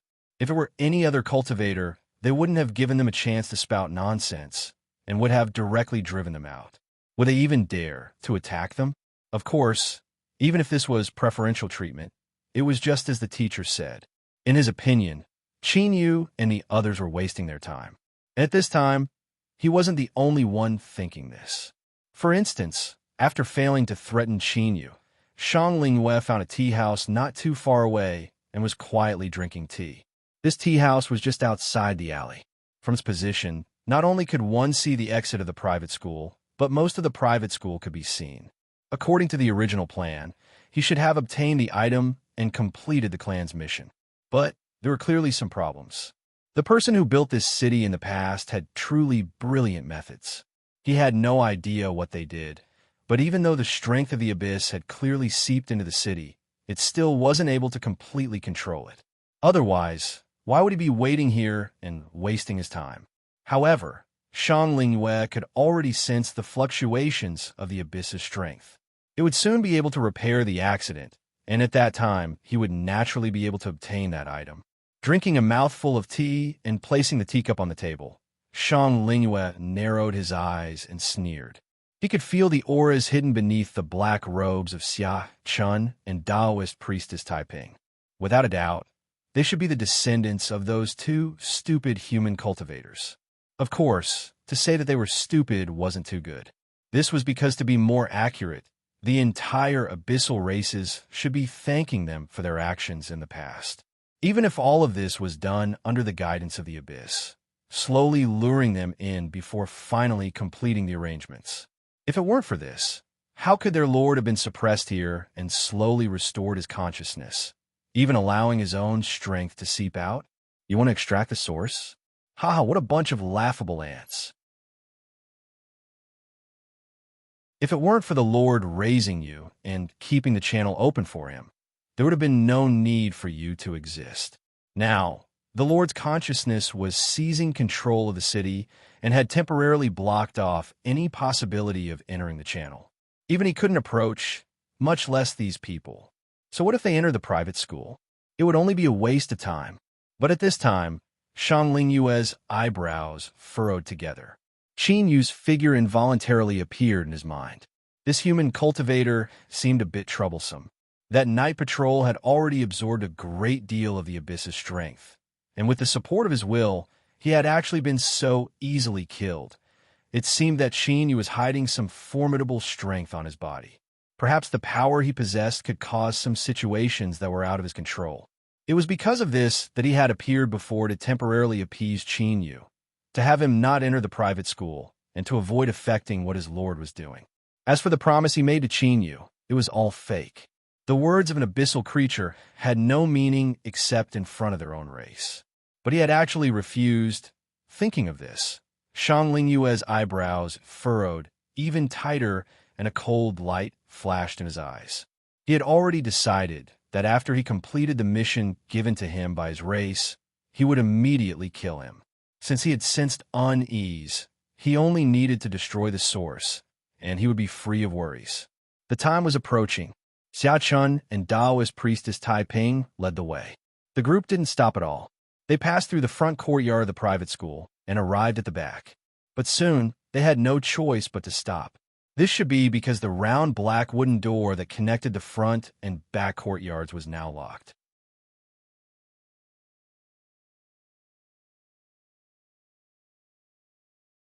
Chapter 1023. Apart from Yinfeng, Jiang Yuanyi was naturally the most apprehensive of all the second-generation heirs. Although he had not shown too much disrespect before, no one was stupid. They could naturally sense something from the way he looked at Dongzhou Jelly. This was what it meant to take someone's life. No matter how strong or weak they were, no man could endure such provocation, let alone the powerful and incomparably mysterious Qin Yu. Jiang Yuanyi forced himself to remain calm on the surface, but the fear in his heart did not dissipate as time passed. Instead, it gradually became more intense, because he put himself in Qin Yu's shoes and thought, if he were in Qin Yu's shoes, what would he do next? Thinking of this, Jiang Yuanyi was frightened to death. He felt that his life would be extremely short and miserable. Therefore, in a trance, what Jiang Yuanyi wanted the most was to please Qin Yu and prolong his life. So when everyone stood at the door and looked at the locked black wooden door, he did not know what was wrong with his brain. The door is locked. I'll go open it now. As he spoke, he walked forward. Only when someone pulled him back did he suddenly come to his senses. Facing everyone's eyes, his face suddenly flushed red. Just now, he had only subconsciously wanted to show his worth. After all, worthless people were the easiest to abandon. But this action was really too stupid. Yinfeng and the others looked at him with strange and incredulous eyes, as if they could not understand why they had walked together with such a stupid guy. If this door and this lock were really so simple, Qin and the two black-robed lords would not be standing here. Ahem. Xia Chun coughed lightly. His face under the black robe was full of seriousness. He slowly said, "Let me try." There is a connection between him and this city because of the arrangements left by the ancestors. Although it was not strong, it should be possible to open the lock on a door. At this moment, Xia Chun and Jiang Yuani had similar thoughts. Although they had reached an agreement with Qin Yu, since it was a cooperation, both sides naturally had to contribute. It was impossible to sit back and enjoy the fruits of others' labor. Otherwise, they would lose the right to speak in the distribution afterward. Although Xia Chun was already mentally prepared that Qin Yu would take the majority, it did not mean that he had given up the idea of fighting for more benefits for himself and Taiping. Just like now. Be careful. I feel like this door isn't simple. Taiping Nun said slowly. A hint of nervousness appeared in her eyes. Xia Chun smiled and didn't say anything. He walked to the black round wooden door and looked at the lock on it. His face under the black robe became even more solemn. Of course, he knew that this door was not simple. Even though it was right in front of him, when he closed his eyes and tried to sense it, it was actually a blank void. Illusions and whatnot, of course, did not exist. The wooden door was right in front of him, black, round, it was real. The reason why his senses were blank was because the form of its existence was beyond the range of his senses. Taking a deep breath, Xia Chun placed his hand on the wooden door. He didn't move at all like a statue. But now, he began to release a formless and incorporeal majestic aura. It was like a mountain, like a sea. Even though it was completely silent and did not emit a single sound, as long as one approached a certain distance, one would be able to clearly sense the pressure it emitted. The complexions of Yin Feng and the others changed. Subconsciously, awe appeared in their eyes. Lord Blackrobe's methods were truly beyond their imagination. Disregarding everything else, just this suppressive aura alone made them feel as if it weighed tens of thousands of kilograms. If they were to face it head-on, they feared they wouldn't even have a tenth of their cultivation left. Naturally, they didn't know that what Xia Chun was emitting right now was the aura of the city itself. He was currently borrowing strength from it. No matter how mysterious the private school was, it was still a part of the city. Using the power of the city to break open this door was the right idea. But the problem was that Xia Chun had underestimated the status of this door in the city, or rather, its current status had been temporarily raised by some unknown will. A dark golden light flashed in Qin Yu's eyes. He knew that Xia Chun was about to lose this confrontation. If he retreated now, he would at most suffer some minor injuries. But if he continued, he wouldn't be able to stop even if he wanted to. Qin Yu took a step forward and arrived before Xia Chun. He reached out and patted his shoulder. Beneath the black robes, Xia Chun suddenly opened his eyes. His complexion paled and all the pores on his body opened. Sweat gushed out, drenching his black robes. His face was filled with lingering fear. He gratefully looked at Qin Yu and cupped his hands together. "Thank you, fellow Taoist Qin Yu." Although Xia Chun didn't know what the final outcome would be if he continued, that feeling was something he absolutely didn't want to face. Qin Yu nodded. "You could draw back. This door isn't something you can open." The faces of the people who were slow to realize what was going on suddenly changed. Their eyes were filled with reverence as they looked at his back. They simply didn't know what had happened before Qin Yu attacked. But from their reactions and conversation, it wasn't hard to guess what had happened. Jiang Yuani nearly cried. The more terrifying Qin Yu's performance was, the more he felt fear and panic in his heart.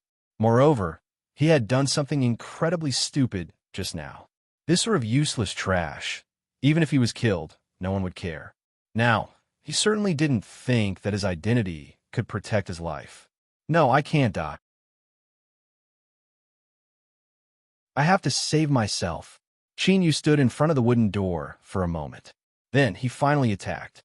No one could see the dark golden light surging in his eyes.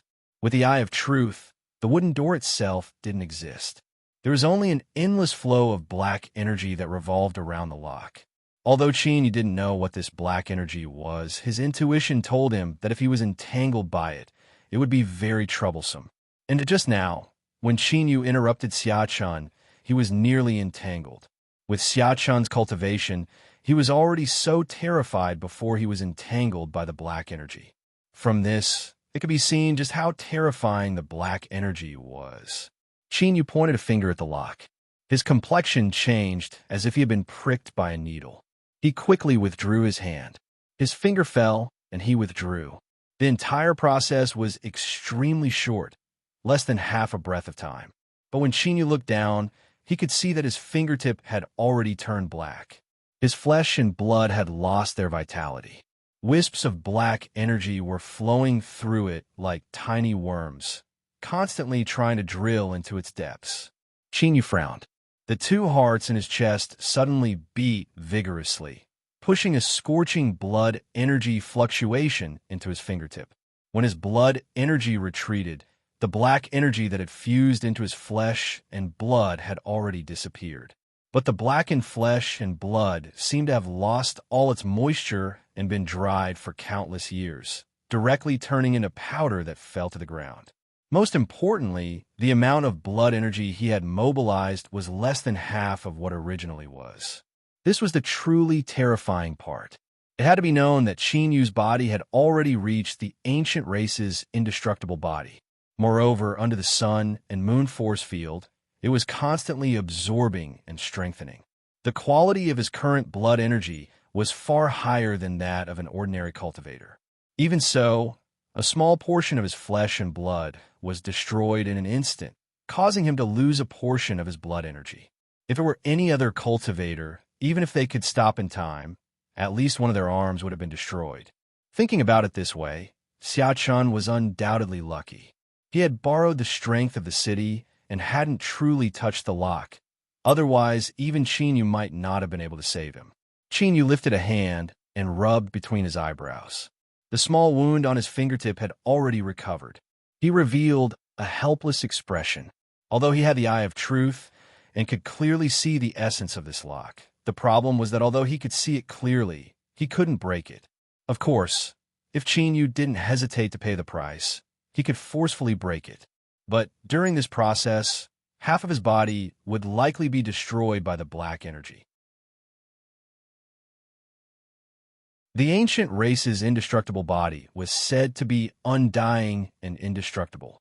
Even if it was torn to pieces, as long as a piece of flesh and blood remained intact, it could be restored. But this required a great deal of strength. Even with Qin current state, if half of his body was destroyed, he would still fall into a weakened state for a long time after he recovered.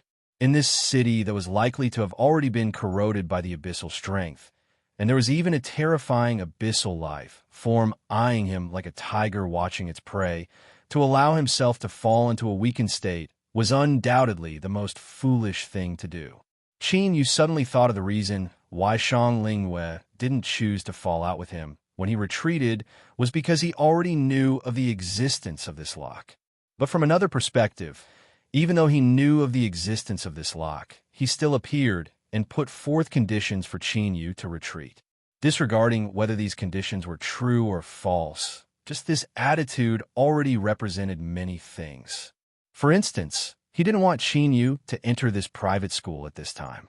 Or, to be more precise, he didn't want Qin to attempt to open this lock and enter the private school's backyard, even if there was only a small chance of success. The more the abyssal life form cared about this lock, the more it proved that it was the key. But even if he realized this, what could he do? He couldn't open this lock. Laughter echoed out from behind them. Several little boys in black and white academy uniforms ran over. As they saw Qin and the others in front of them, they restrained their laughter and revealed a bit of deliberate calmness on their young faces. Of course, when these two things were mixed together, it only made them seem more adorable. "Mister, you are blocking our way. Could you please step aside?" One of the children cupped his hands together, his tone earnest. Qin eyes flashed. He turned and stepped to the side. "Little misters, please." Their faces flushed red from this form of address. The several little fellows couldn't hold themselves back. They lowered their heads and walked forwards. When they arrived in front of the door, they lifted their feet and stepped through it, as if the wooden door didn't exist. Hee hee, he called me little mister. Haha, this is the first time I've heard someone call me that. That mister is just being polite. If you want to be a mister, you're still far from that. Humph. Just you wait. Sooner or later, I will become a teacher in this private school. I will be just as fierce as Mr. Sue. Stop bragging. In this world, there is no one more fierce than Mr. Sue. Stop dreaming. What followed was the sounds of children playing, accompanied by the sound of running water. After a moment, the children who had been pretending to be calm and collected walked out from the backyard. They looked at Qin Yu and the others with a strange expression and then chased after them. Outside the courtyard, there was silence.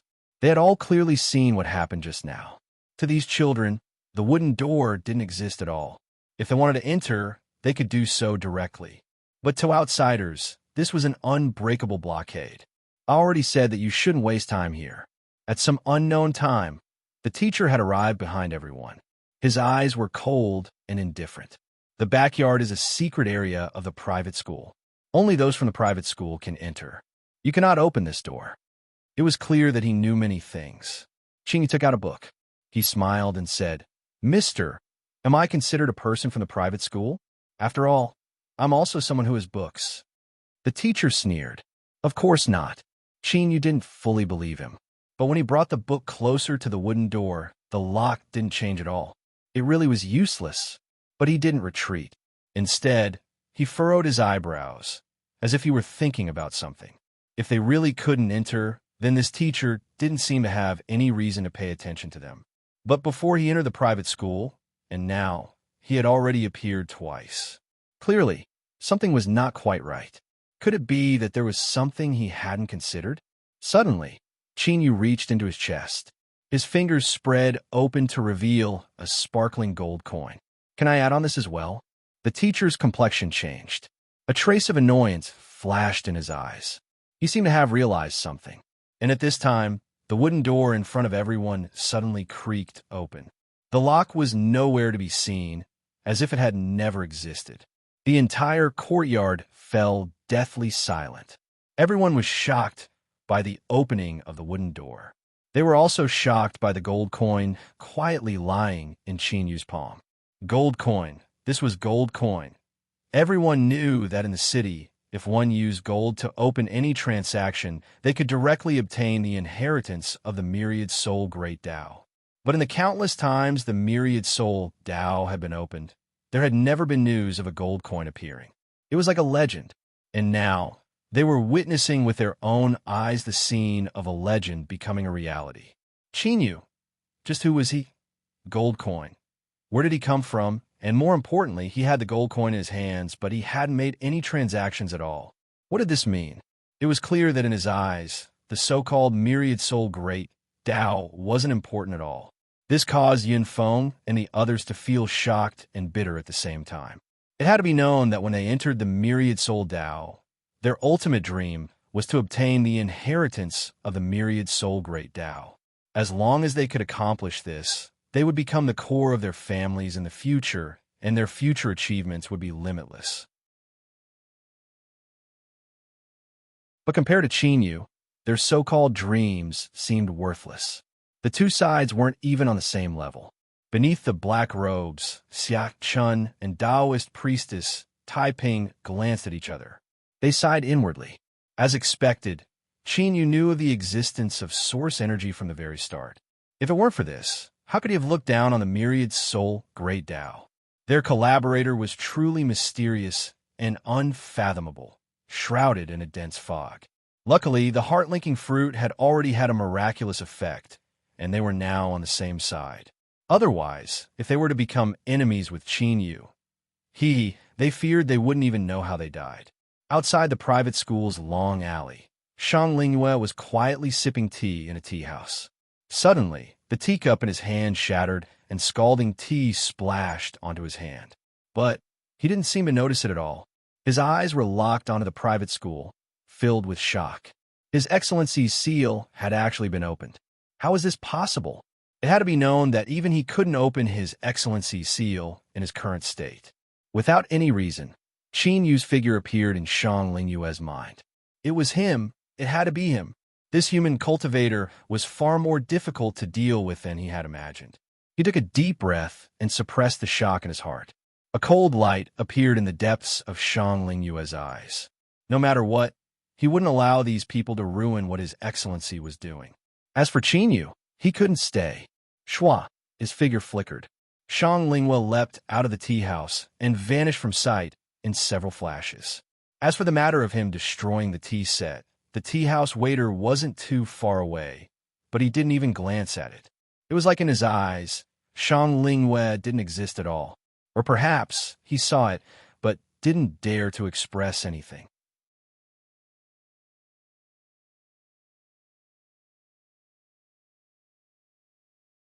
Chapter 10:24. Looking at the wooden door that opened on its own, the teacher was stunned for a moment. Then, a complex light flashed in his eyes. He took a deep breath and looked at Qin Yu. Although I know you might not listen to me, I must urge you once more. Do not enter the rear courtyard and leave as soon as possible. Qin Yu's heart stirred. It was clear that he wasn't just an ordinary teacher in a private school. There was even a chance that he knew the secrets of this city. Qin Yu wasn't sure if his words were true or false, but he could feel a trace of sincerity. In other words, he should be trustworthy. If he didn't retreat now, there was a chance that he would truly encounter danger. But even if he realized this, did he have a choice? If he really wanted to avoid danger, he would not have entered the myriad soul path. Naturally, he would have been able to rest easy. There are some things that even though they knew were wrong, they still had to do it. Even though they knew that there would be danger, they still had to take the initiative to step into it. So after a moment of silence, Qin Yu nodded slightly to the teacher and said softly, I have my reasons. Thank you for the reminder. He turned around and strode through the wooden door, entering the private school's backyard. There was nothing special about it. The backyard was just an ordinary yard. There were many different kinds of vegetables planted there, and they were divided into blocks. They were clearly separated and kept very well. Not even a few weeds could be seen. It was obvious that the daily care was very good. The only thing that caught his attention was a well not far away. There were still water stains at the mouth of the well, which should have been caused by a group of little attendants when they were washing and playing. Qin Yu's eyes flashed. He didn't pause at all as he walked straight towards the well. He stood at the mouth of the well and looked down.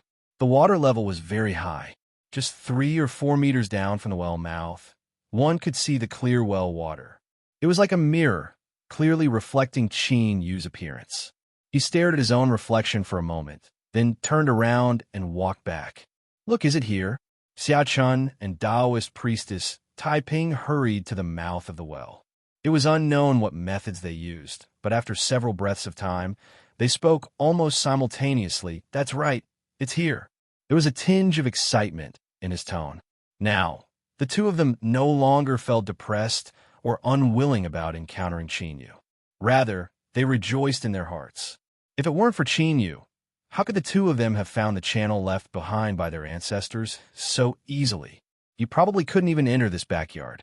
That's great. That's great. His long-cherished dream had finally come true. Even Xia Chun, who was usually composed, couldn't help but mutter to himself. He grabbed the primordial Taoist nun's hand and seemed to have lost his composure. Of course, the most important reason was that he knew very well what sort of astonishing good fortune was hidden beneath the passageway. Even if Qin Yu took away the vast majority of it, he and Taiping would still be reborn and their future possibilities would be limitless. Yin Feng and the others were also overjoyed. Even if they didn't have a share of the lucky chances contained within the well, only after Lord Blackrobe and Qin Yu were satisfied would they be able to realize their dreams. At this time, everyone was overjoyed. But in their excitement, they didn't notice the dignified look on Qin Yu's face.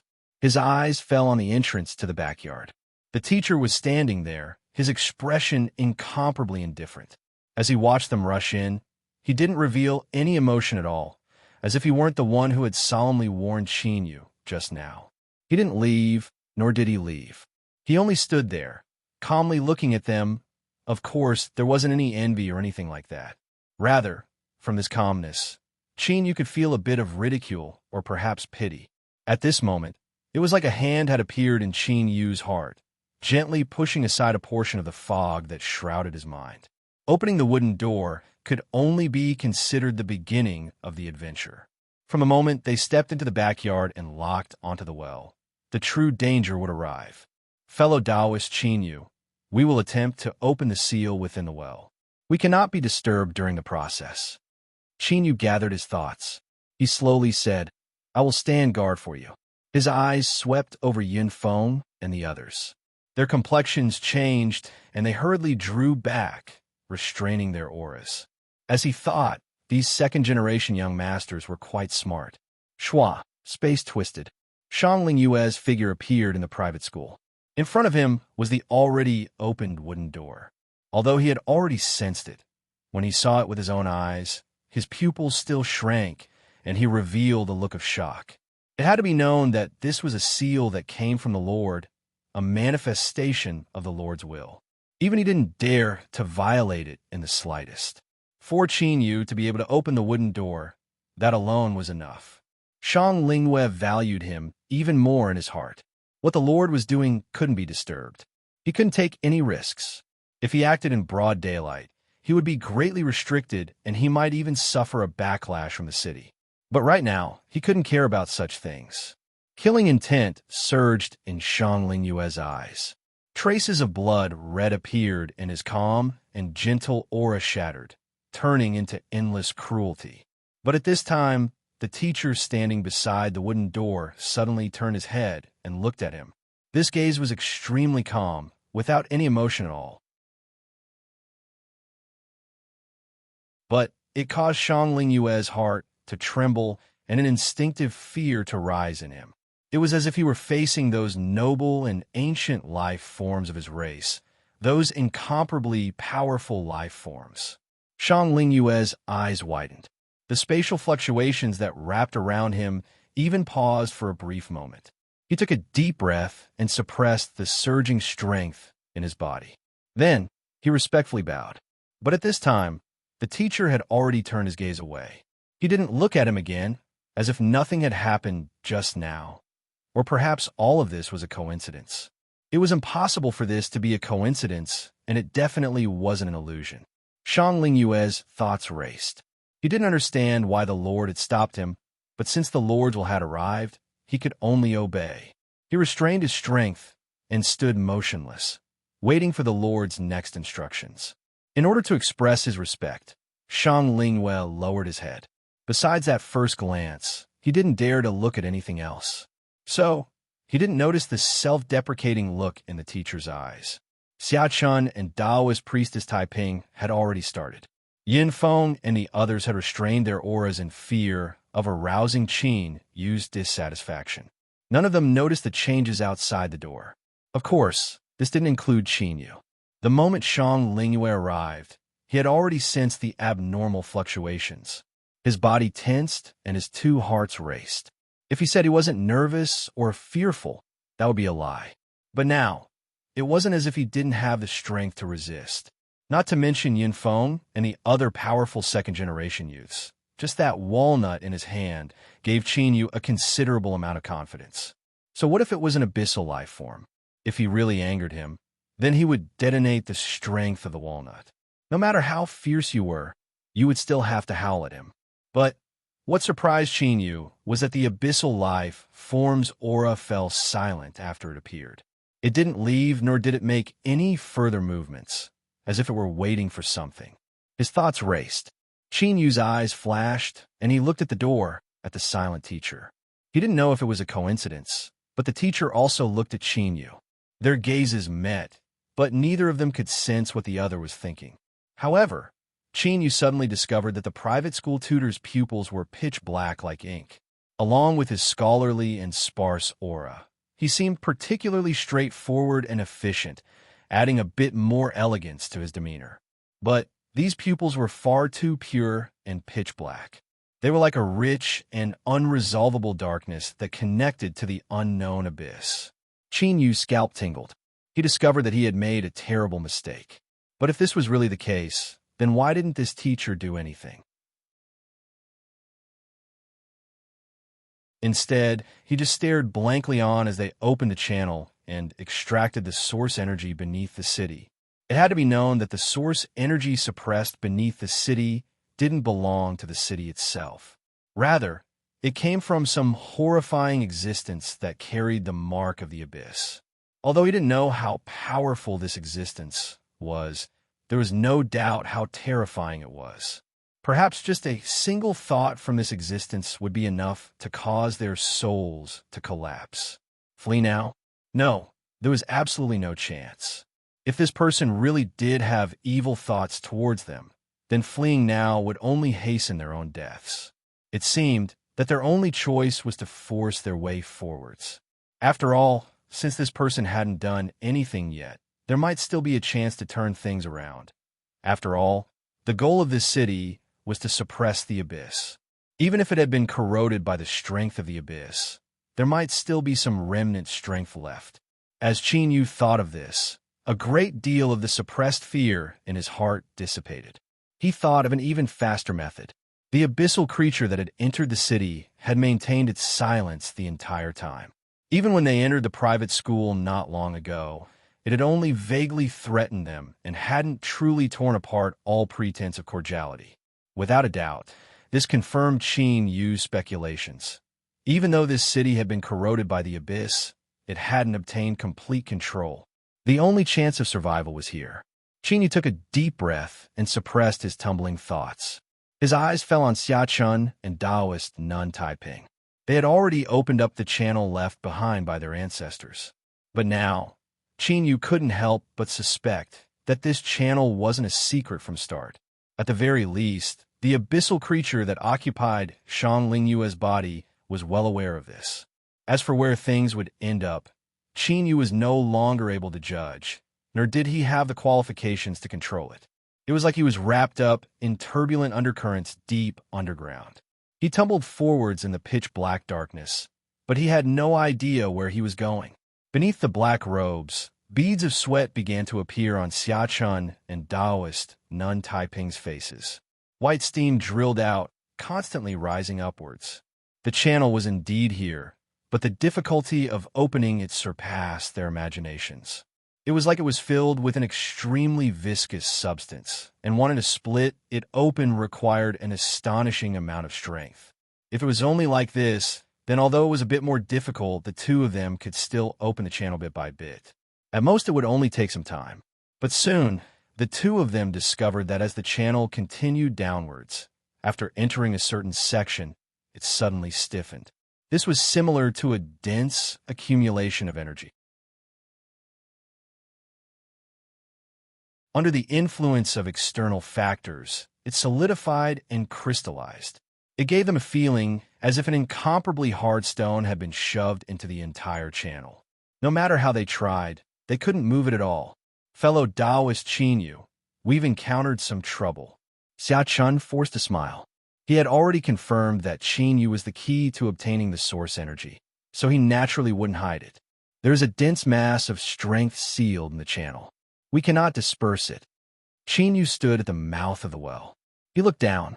The calm well water was now bubbling and bubbling, as if it were being boiled. Faint traces of icy cold aura spread out, forming a thin layer of ice crystals on the walls of the well that spread upwards.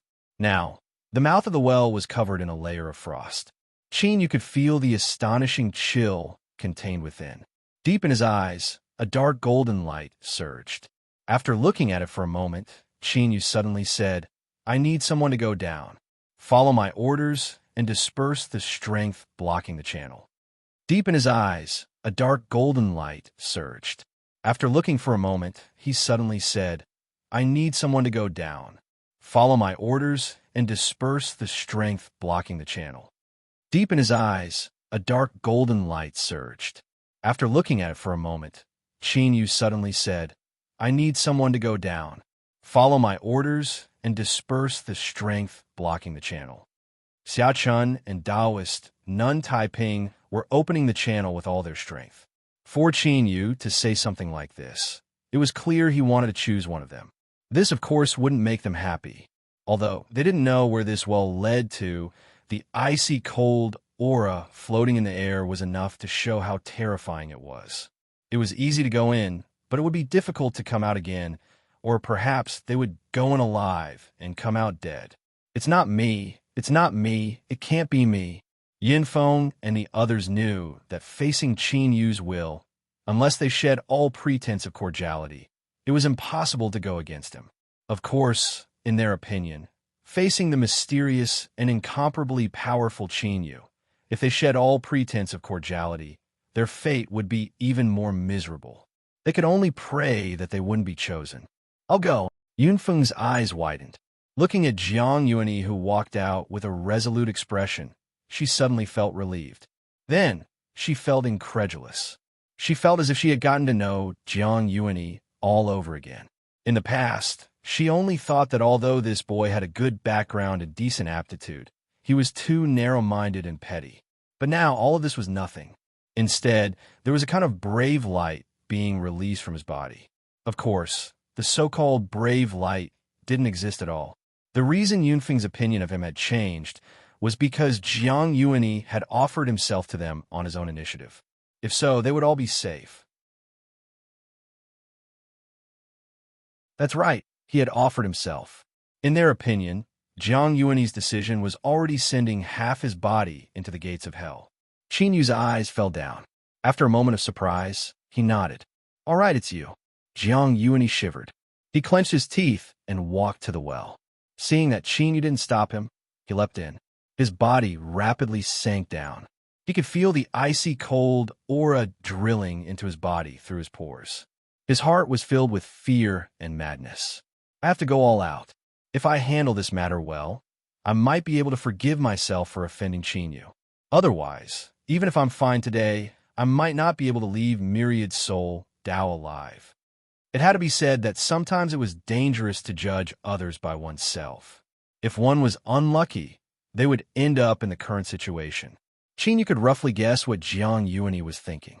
While he found it strange and laughable, he was actually calm and indifferent. In the current situation, even he didn't know what his fate would be, so how could he care too much about the fate of these second-generation juniors? Everyone here, it was a part of the game. Whether they lived or died would depend on their own luck. You're tuning into the Warrior Lore YouTube channel. Don't forget to subscribe and join us on this journey to catch the most captivating stories.